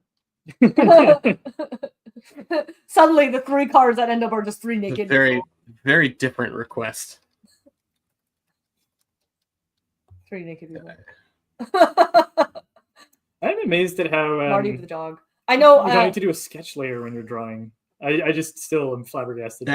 That is a part of the style that I developed when I was doing these, because when I was doing the Your D&D Stories comic, part of the promise I made to myself is that I would not have the effort creep that I have in all of my other projects, where like when I started AWU, it would take me 5 minutes or 10 minutes to draw one of the comics because it was just black and white little sketch. Now it takes me 3 or 4 hours to do one. And I'm like, I can't do as many of them as I want to because it takes so long. So I'm like, I'm going to develop a style where I don't sketch at all. And that's going to be like a feature of the style. Yeah. And unfortunately, it has still gotten slower and slower as I put more effort into it. But one of the benefits was it evolved into kind of a unique style that I really like. So yeah. Well, it was very happy. Is that loose, like happy-go-lucky energy that really felt right for the game when I was like thinking about art for it. So I'm glad that happened. Yes. Yeah. Yes. Suggestion from Farah asking if they can get purple around edges like the puppet taking over. So, like an aura. Yeah. Ooh. Purple magic. I could definitely add some like creepy glows and see how that looks. Yes, creepy glows, all the magic. Yes. I also like Amity Alva upgraded to the adventure bundle because we enabled them. Thank you. The expansions are going to be bangers. The expansions are good, very good value. Yes. Oh, Wyvern giving us the update. We are at $10,000 US pledge, so we've hit that first threshold. Woo. Thank you very much. Woo. Super duper. Yeah, and I mean, like, you know what? I think there's sometimes, especially since we've been live streaming since 7:30 in the morning, it feels like that eons have gone by, but this has only been live for 2 hours. Yeah. You know, sometimes when like anyone in chat, if you guys have ever run a Kickstarter, like every minute feels like an hour. You're like, oh god, things are happening. What's going on? You keep checking. I can't stop checking. And then you're like, oh guys, like 20 minutes have passed. Calm down. Eat a cookie. Yeah. Get that blood sugar up for breaking kneecaps later. It's like the campaign lasts a month, but like the early bird rewards are only for 48 hours. Yes. Yes, but those 48 hours actually do come by really fast. So again, if you pledge within the first 48 hours, you get a chance to have the adventure and training mini pin. Yes. Yes. And I think it's really important to be an adventurer. Refresh the page for that dopamine hit. Ooh, 10,000. That feels good. Those numbers look different, are different shapes than the numbers that were shapes there before. Yeah. But still very recognizable shape because it's only 10 digits. Yeah. 10 digits. Well, 10 shapes. 10 shapes. Yes. Well, if you use Arabic numerals. This is true. If you use, it's going to be like Latin numerals or even less shapes. They actually use the same shapes. Oh God, what even? Yeah, and I was gonna be like Chinese, but Chinese actually uses all the same shapes until 100. Then they have a different shape. Oh, yeah, interesting. Yes, 100 is a different symbol. Same with 1,000. Same with 10,000. And then it stays the same again for a while. It's actually really weird. So like we have like a separate whole symbol that we change when we get to 10,000. We call it man. And then 100,000 is 10,000s, and 1,000,000 is 110,000s. Interesting. Which actually made learning numbers really hard for me when I was learning English because I was like, oh God. Like the break points are different. Well, I just keep thinking about like French has some nonsense numbers. 98, but it's like 4 20s and a 10-8. Like, how is that a number? 4 20s and a 10-8. That's some 4 score and 7 years ago bullshit. Except that's every number. French has some bullshit numbers. Yes. Shout out to the French language. Dungeon Tryouts, the French edition. Sorry, I'm like getting distracted. I'm gonna go back to the where I only see legs. I think Andy's doing the little All right. Some kind of glow. Yeah, I think an evil glow. Or the other thought that I had in mind is if there were like 2 tethers going from the hand over to like the temples. I think it'd be interesting, like mind control kind of look, but I don't know if that's too direct and you want something subtler. Okay, what I can do is I can just draw like this and write mind control in it. There, you get it. You get it. Nice. Trying to think how to do the puppet here. How to do the glow. With like fuzzy tendrils, or it could be like the squiggly, almost like alien line, like telewaves. Oh, this is yeah.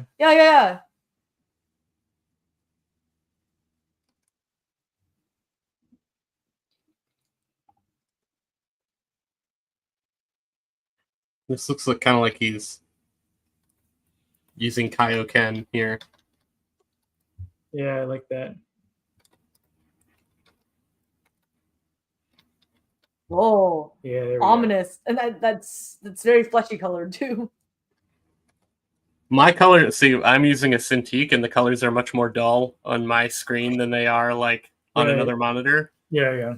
So I will probably change this color, but yeah, I always double check to make sure that the colors look not stupid when I'm finishing things up. I draw on a like 15-year-old Cintiq, and I also have that problem. Yeah. Are you using the 22 HD? No, I'm drawing on a 12 WX or whatever. Okay. Yeah, I got one of these when I started at College Humor, and it like just spoiled the hell out of me, and I haven't been able to go back. Yeah, even like going from a like Intuos style tablet to like the proper full Cintiq is like you can't go back after you've done that. Oh, ooh. Evil hell colors. Yeah, I like that. Yeah. There we go. Beauty. All right, ship it. Do we want to do one more illustration before we wrap the stream? Yeah, I would say so. Does chat want to see another illustration? I want to see another illustration. So because I want to see another illustration, chat should also want to see another illustration. Well, possessed. 2 S's? 4 S's? I think it's 4. I think P-O-S-S-E-S-S. it's 4 S's. Yeah. Okay. So many S's. It's a little bit got the Mississippi rhythm going on. Possess. Yeah. IPI. EIO1. Exactly. Yeah. Possessissippi. Mississippi. Yeah, we definitely have All right. people who definitely want people who want to see more art. So I guess the question is do we introduce 3 new ones, or do we Or we can do a quest. We can pick one of the 3 quests. Oh, we can also pick one of the 3 quests. Yes, we can do that. Okay, well, let's see. What quests do we have going on right now? We have survive a sea voyage on a lurching warship full of unsecured cannons. Apply ointment to a difficult dragon with a scale infection. That one's getting kinky. Beat up a boarding school full of entitled vampire children. Is this also a reference to the live stream we did? Maybe a little bit. Actually. I think that might have put some of the soil of that prompt grew out of. I wasn't thinking of it, but I think probably it grew out of that soil. So on that note, then, chat, first to 3, I will read them again. Survive a sea voyage on a lurking warship full of unsecured cannons. Apply ointment to a difficult dragon with a scale infection, or beat up a boarding school full of entitled vampire children. So survive, ointment, or vampire children. In 3, 2, 1, and vote. Andy, what's your vote? Actually, I drew an allusion to the vampire child on the side of one of the boxes. Yes. Yeah. We when we were doing the box design, we figured out what we wanted for the cover, and then we were trying to decide what we were going to do for the edges, and we decided we would do little vignettes of like a character completing one of the quests, but to be like different artwork, so you could like be like, oh, that's that character, but it's not the exact same line art. And one of the quests that we tucked in there was the vampire child one. So there is a partial drawing of a vampire child popping into frame, I believe, on one of the sides of the box. We hit that tie like super quick, and we need a tiebreaker. I feel like chat's like thinking really hard. Vampire survive ointment, vampire ointment. Right. So what is Andy, what's your vote?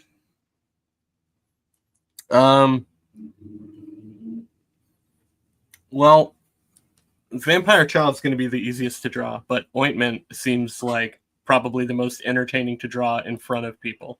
Okay. Then let's do ointment as a tiebreaker. Always trying to please the crowd here. Artist choice. Yeah. But you can't trust me because I wanted to make the puppet flesh colored. So I can't. Yeah, my that judgment. was a sus call right there. Yeah. A sus call indeed. So what is the exact wording on the quest? No, I don't. That's the correct answer. Would you like to see my flesh puppet? And now it's a vampire for the flesh puppet. It's gone for like a Werner Herzog. Yeah. Greetings. Embodiment of the absurdity. The Welcome roles to we Dracula play. Puppet Mansion. Some would say that each of us is a flesh puppet. Each of us are possessed by the flesh puppet of the flesh. What is the exact wording on the ointment card? It is apply ointment to a difficult dragon with a scale infection. I wanted to go like animal at the vet being difficult vibes with this one. Yeah, it said and some suggestions of a tub of ointment, maybe the biggest tub of ointment, maybe with a label showing the outline of a dragon. But also, if you wanted to show a difficult dragon, like in kind of like what a dragon would be like at the vet, that also works. Trying to think. Wasn't that in the third Dr. Dolittle movie that wasn't very good? I shockingly have not seen the third Dr. Dolittle movie that wasn't very good. With Robert Downey Jr., I think you have to go inside a dragon's butthole to like unconstipate it. Oh, yeah, or something like that. It was like it was like the final boss was a dragon, that he had to cure, because dragons just lived in the real world now. Wow, now. Yeah. Yep. Nice. Yeah. Spoiler: we just spoiled Dr. Dolittle 3 for everyone. No regrets. Don't worry, there is no unconstipation in about- this one, just ointment. What about a dragon like wearing the cone of shame? He's like not Yeah. picking his skill infection. It's so good. Yeah, this is why I'm like, I'll leave Andy like notes, but if he's like, I got a better idea, I'm like, yeah, you do. I do not like the cone of shame. I am going to take a 2-minute bio break, so I'm going to hop past Eric off camera for a sec. If I can grab anyone anything from the kitchen, let me know. All right, guys. We're Mods, talking about mods coffee. are asleep. Mods are asleep post flesh puppets. You can tell me too. What was the joke I was going to say amidst all of this? Dang it. Did it Oh, involve? cone of shame. Yeah. Yeah, the thing about cones of shame, they like really are real. Because I know when my sister's dog had to wear the cone of shame because he had pancreatitis and had IVs and had He was carrying his stitches or his cut. or like IV needle thing that they had to wear the cone of shame. There's all these photos that she took of him where he would sit at the end of the bed, just ignoring everyone because he was so mad. And basically was like, I'm not talking to you anymore. As he's wearing the cone of shame. It was so tragic.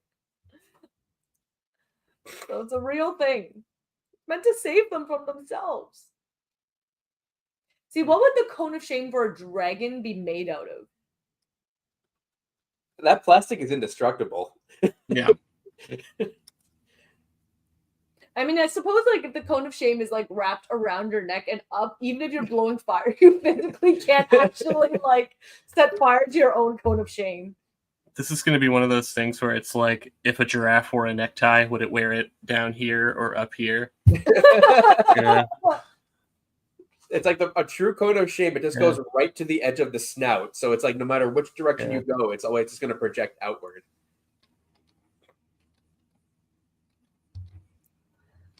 Probably start with the cone. But here's the thing: is like this cone is clearly long neck dragon. It's not gonna protect anything. So I think it does have to be like a really large cone down here, like functionally. Let her become a lamp. So the prompt is, for those of you who missed it, apply ointment to a difficult dragon with a scale infection. And cone of shame is all Andy. Let her become a lamp. That's so sad. This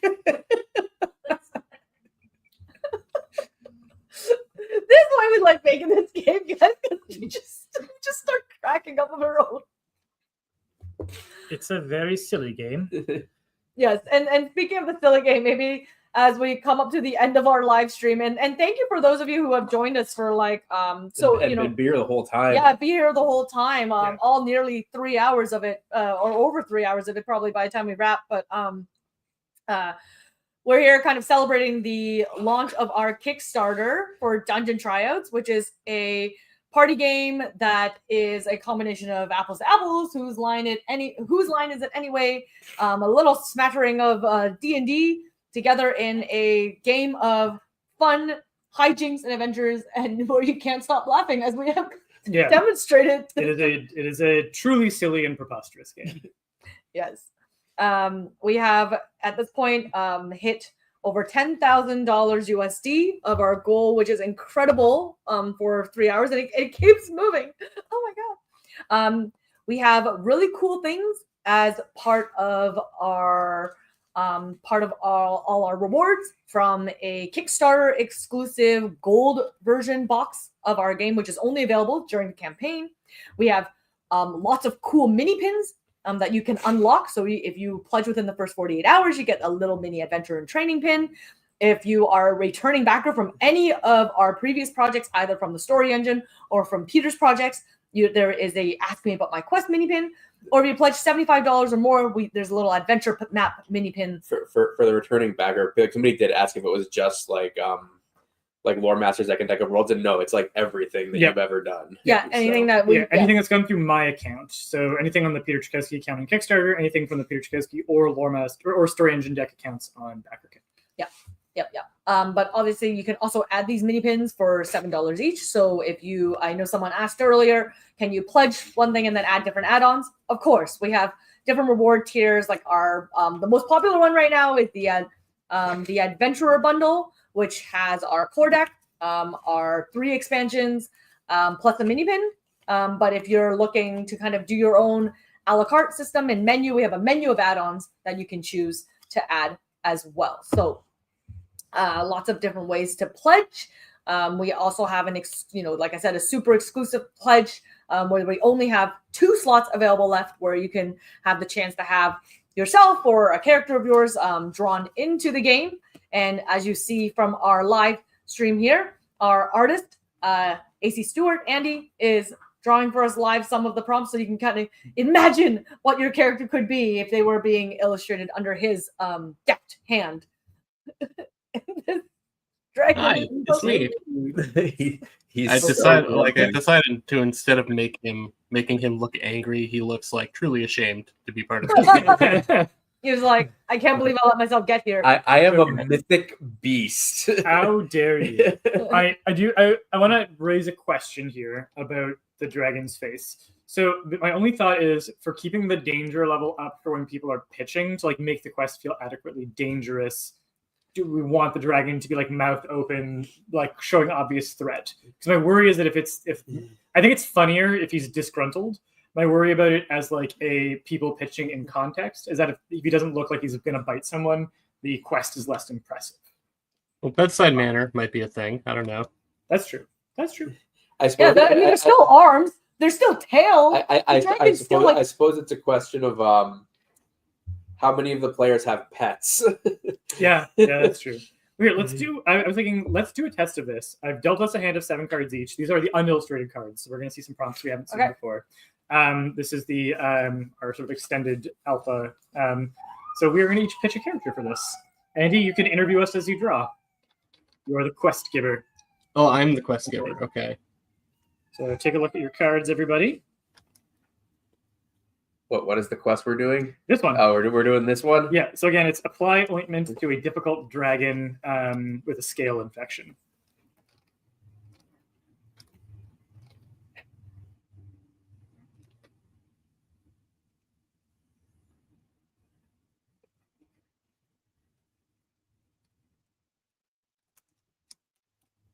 I think this one.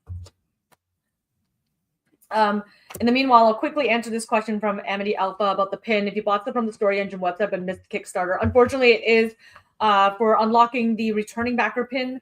It is exclusive for anyone who's backed previous projects. That's kind of like a thank you we have for all the folks who have kind of supported us in the past. But the mini pin's only $7. So if you love that pin and you want to add it, feel free to add it on. It's truly worth it. I have like from one of our previous crowdfunding campaigns, I have a Story Engine mini pin. It is adorable. They are well done, really, really well, very, very high quality, and great for any pin lovers collection. It's in my collection. Yes. Yeah, I love pins. I love pitching them. I love coming up with concepts. I love designing them. I love Andy's final artwork on them. It's a really good set. It's actually kind of bad that the enamel pin scene has really taken off, like that they are more available than ever. Yeah, I mean, for those of us battling our addictions, the availability of cheap drugs. Yeah, truly. Okay, so here are our candidates. We have a ranger who is constantly wrong about identifying dangerous species. Confidently wrong about, I wonder whose that is, about identifying dangerous species. We have a witch whose ancient cat familiar constantly needs to go see a vet. You may remember I mentioned a certain guest artist that I had a very specific prompt in mind for. That might be the prompt. And then we have a golem made of used tissues, which this one is on the borderline of going into the not safe for work expansion. There's nothing inherently inappropriate about this. In my head, it wasn't not safe for work, but now I see why it is. Now that you've said it. My brain completely just turned left and dove off the cliff. So we're deciding on that one still. So, a witch whose ancient cat familiar constantly needs to go see a vet, a ranger who's confidently wrong about identifying dangerous species, or a golem made of used tissues. Andy, do you have questions for any of these candidates? And you can feel free to pitch questions in the chat as well. Okay, my first question is golem made of used tissues. Why are you here? Why are you applying for this? Listen, it says apply ointment. I should say I'm here on behalf of the golem. I made him wait outside just because I know there's some hygiene concerns.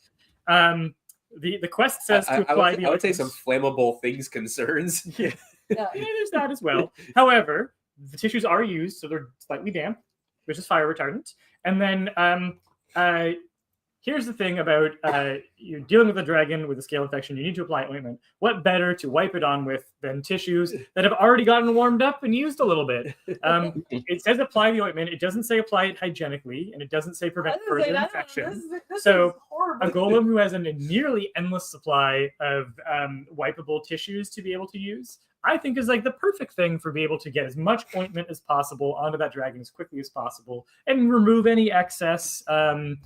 Wipe things down afterwards. So I think golem made of used tissues is really the ideal person for the job here. And again, mildly damp tissues, sure, a little bit gross, but very helpful in fire-based situations. It's used. It didn't say wet. Also, anybody who's ever been camping knows that used tissues burn just as well as non-used ones. They all go right in the fire. Depending on what was used on them, they might be more flammable. These tissues were heavily used. And I won't tell you what was used on them before, but let's just say I have never met a tissue that won't burn no matter how damp. Let me just say this golem is coming in wet. Okay. Oh wow. Great. I hate it. Witch, how's your cat doing? At the vet. Look, I've made some maybe spurious claims about things everybody knows about animals, but dragons actually are just big cats.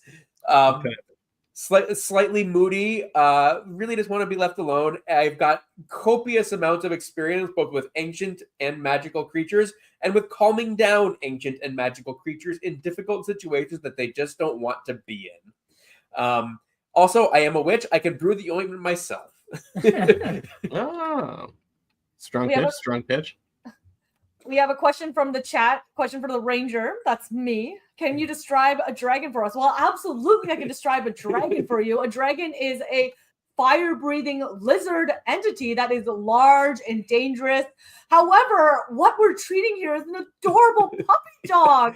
I have never seen such a poor creature. I mean, it's gotten scales on it, so clearly the infection is really bad. And who doesn't want to just take care of this adorable puppy? And I'm just going to skirt around here. Oh, it's a little bit warm in the front, but no big deal. No fear. I'm just going to lather on all the ointment. And this is how you take care of injured animals. The strong. Okay. So I love Wyvern's pun. Don't sneeze at the golem. Thank you. Any further questions? Well, just gonna go ahead and say thank you for your time, Golem. We'll incredibly we'll be in touch. To give me the job. Perfect. Well, you should be expecting a kindly worded email. Great. ChatGPT, please compose a rejection letter. I think the Ranger's premise is sort of that they are not the right person for this job. Like that's the basis of the card. I think it's got to go to the witch. It's got to go to the witch. Oh. I think. Just a lot of experience dealing with this incredibly specific thing, and I have always really liked dragons as cats. As like a trope. Toothless is basically a cat. Yeah. Yep. Yeah. So that's a final answer. Not a cat, it's a dog. Oh, okay. We're feeding a dog. Why does everyone keep talking about dragons? I don't understand. I stand by my choice. And then Nice. Okay. So much confidence. Whew. And then I have to draw the actual scale infection here. So I have to. You got to really toe the line with that. Very curious to know which direction you go with that. I was wondering about that part of it. It seems like it's a. Yeah. Well, I don't want it to be It's got some nice. Don't want it to be lumps too and bumps. gross. Yeah, I thought the lumps and bumps was basically the. We don't want to make it too grimy, or maybe super grimy. Maybe we make it super grimy. How grimy should we make it? How grimy is this dragon scale infection? I'm curious. And meanwhile, I am going to refresh the page like that person to see where we're at. We're And about a third of the way there. Our adventurer bundle continues to take top tier for most popular pledge tier that Heck people would yes. like. While I'm drawing this, does anybody have like shapes of countries or anything they want me to include in the? Ooh, that's a fun one. Oh, Which country would you like to hide in the dragon's scale infection? Yeah. Also, yeah, which country would have a good silhouette for this? Italy. Yeah, Italy would be good. I mean, it's not much of a silhouette, but Wales would be funny just for the dragon connection. Oh yeah, that's true. That's a very good point. Yeah. The Welsh dragon. Is Sicily part of Italy? Yes. Yeah. Okay, there you go. I'm just flexing my geographic knowledge We here. got 2 votes for Canada. But I mean, that's true. We got to show our Canadian pride a little bit. All I know about the shape of Canada is that the bottom is like this. And then the top is just like the top might as well just be this as far as I know. Look, there's some lakes in there. Yeah. We do have a recommendation for some fallen scales to communicate the Oh, yeah. Yeah, it's a good idea. Maybe instead of a country, you can hide a maple leaf in there. True. Okay, I'll put a maple leaf in there, and it looks like somebody wanted Great Britain, so I'll slide that in there Like somewhere. someone like- Nice. Poor dragon. that's like if you show up for the live streams, you get to push your country onto the cards. Yeah. It's basically- Exactly. As long as I know the shape of it without looking it up, you can push your country. Madagascar. that was easy. But, Luxembourg. yeah, I was gonna say it's like when we start getting into those. Russia. and Dora, please. Oh no, do Norway, and I really want you to get the coastline as detailed as possible. Okay. And if it looks even a little bit like Sweden, There's your Great Britain, more or less. More or less Great Britain. We got Cornwall here. Yeah, all that. Nice. Love it.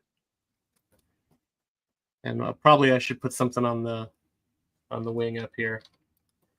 Put a little maple, maple leaf for. I'm sure this dragon with a scale infection feels very fabulous right now. Yeah. It's like it itches so much, but I also look so cool. It looks like I'm really tatted up. Yeah. Actually, Canada. This is my attempt at Canada because I don't know how to draw Canada from memory. Bye. We'll take it. Yeah. Andorra. That's just like, okay, well, Andorra's so small that I'll just like draw. There you go. I'm pretty sure it's just a dot. This little right here. There That you can go. mean That's anything. Andorra. That can represent all the tiny countries everywhere. Yeah. Yeah, that's also Malta. It's also Liechtenstein. It's also Monaco. That's also Sicily again. All 6 of the European micronations represented now. And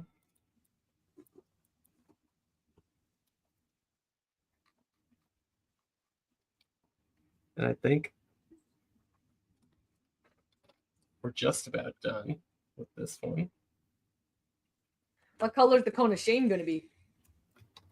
This has got to be plastic color, but we're gonna like imply the transparency of it a little bit. Oh, nice.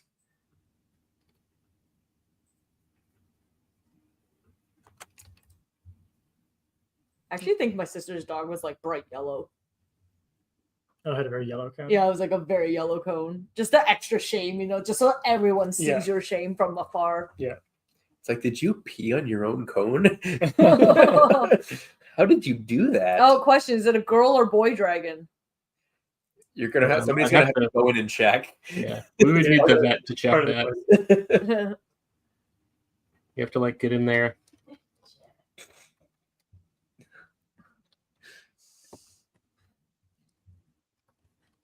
Well, I like Jen has outed herself as my sister. Trying to go to the yellow construction tape around the edge.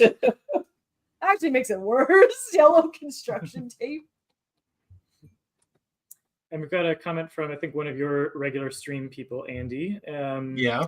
We're going to be streaming in Twitch, but I'll mention Andy will be doing a couple of art live streams on his own Twitch later on into the campaign. So if you're an Andy regular, you'll get to see him doing cards for the deck. Andy, what is your Twitch handle? It is Awoo Streams. I'll type it in the chat here. Awesome. Yes. Awoo Streams. Twitch.tv. Can I post links? I don't know. We'll see how it I think goes. so. It does. It should. Okay. And this live stream will live on as soon as we're done here. It goes and lives on our YouTube channel forever. Yep. So anything you missed, you can still see. Yeah, and if you enjoy seeing us, we're going to try and stream a couple more times throughout this campaign. I believe we actually will be going live with Andy ourselves next Tuesday. Oh, yeah. Yeah, we're going to do a fully art-focused stream on Tuesday. I forgot I agreed to do that. I'm looking forward. You have been outed right here on this live stream. You're committed. Like now. it's a safe bet that like if you have only asked me in a Discord message and it's been more than a week, I have fully forgotten. No worries. It's okay. We'll do this. We'll do the thing where we'll send you a Google Calendar invite, Moroki style, and it'll be all official. We'll send you a handwritten invite. Send it by a pigeon. Yeah. I was trying to come up with a cool prompt about Toronto pigeons. It didn't work. Yeah, Nice. we're having a hard day. Yeah. We're under A pigeon that prefers to take the subway than fly. Yeah, The St. George pigeon. Yeah. There you go. That's our problem. A pigeon that prefers to take the subway versus flying. Yeah. We'll send you via that pigeon specifically. And I just want to point out my disappointment that nobody brought up the fact that my attribution here is creator of Infinity Face. I was really looking forward to pushing back on that. Oh, nice. I only just saw that. Wait, I what? just wanted somebody to push back on that so I could like really get indignant. It's creator of Infinity. Creator of Face. Infinity Face. Nice. Excellent. Nice. Hold on, if I change the layer, there you go. Creator of Infinity Infinity Face. Well, Andy, thank you so much for joining us to do artwork. Super appreciate it. This was a delight. I'm looking forward to some more art streams. And if you bounce me the exports of these files, we'll share these in the first project update so people can see what you've been working on. Yes, you are not beholden to these as the final. Yeah. If you want to make any changes or whatever, you're certainly welcome to. But these look great to me. I got no notes. You could just tell me you don't like them. It's fine. Yeah. Now that we're done drawing them fully live, I've decided we're going to scratch it and start over. That would break the hearts of so many people. People literally want to adopt this dragon. Yeah. I feel like we would literally get like hate mail. We were like, "You killed the dragon." We've killed the dragon. Dragon's the golem infected the dragon beyond rescue. Yeah. The witch couldn't come. The witch was predisposed because the too many vet scares with the cat, and we had to put the dragon down. Oh gosh. I was gonna say all it really means is that we just didn't get the ointment on in time, and the infection ran its course. Oh gosh. So dark. Mine was more humane. These are real quests. Like real lives are at stake in these quests. Yeah. Is what I'm trying to get at. These are high stakes quests. The reason that we're climbing to the top of a mountain covered in goats is to deliver this ointment. So. Friends, thank you for joining us. Thank you for pledging. Again, Dungeon Tryouts is live on Kickstarter right now. We would really appreciate your pledges, especially any pledges that come through in the first 48 hours are a big boon or a huge help. So you can find the project at storyenginedeck.com/Kickstarter or dungeon-tryouts.com. We really, really appreciate your support. The other thing that if we can really ask is if you can share the link on your social media. It makes a huge difference to getting the word out there. All of our projects have really been driven by word of mouth, and we'd love to get your support getting that word out there. Huge thanks to Andy. Huge thanks to all of our guest writers and guest artists, to our animator who worked on the video, to Zach, who's done so much incredible graphic design for this project, who storyboarded the video, who's doing a guest illustration. Thank you so much for all the work that you put into this. Thank you, Alessia, for moderating our chat, for running all of the things behind the scenes while we're on camera so that we can keep up with the comments on Kickstarter. And thank you to everyone who's joined us for the stream. Super duper appreciate it. Always a ton of fun. We look forward to more of these in the future. Yeah, we will see you soon. Very soonest next Tuesday. But of course, you can always reach us at any point. You can either subscribe to our newsletter, which you can find at storyenginedeck.com. As a side plug, if you're a new subscriber, you also get 10% off your first order of Story Engine if you want to create prompts so that you can inspire you to make decks like these. Yeah. You can find us on all socials, Story Engine Deck on Facebook, Instagram, Twitter, Blue Sky, Threads, what they have you. And you can always drop us a comment on the Kickstarter page as well. If you have comments there during the campaign, we will always try and get back to you as soon as we can. But until next time, thank you so much again, and we will see you on the other side. Thank you. Bye.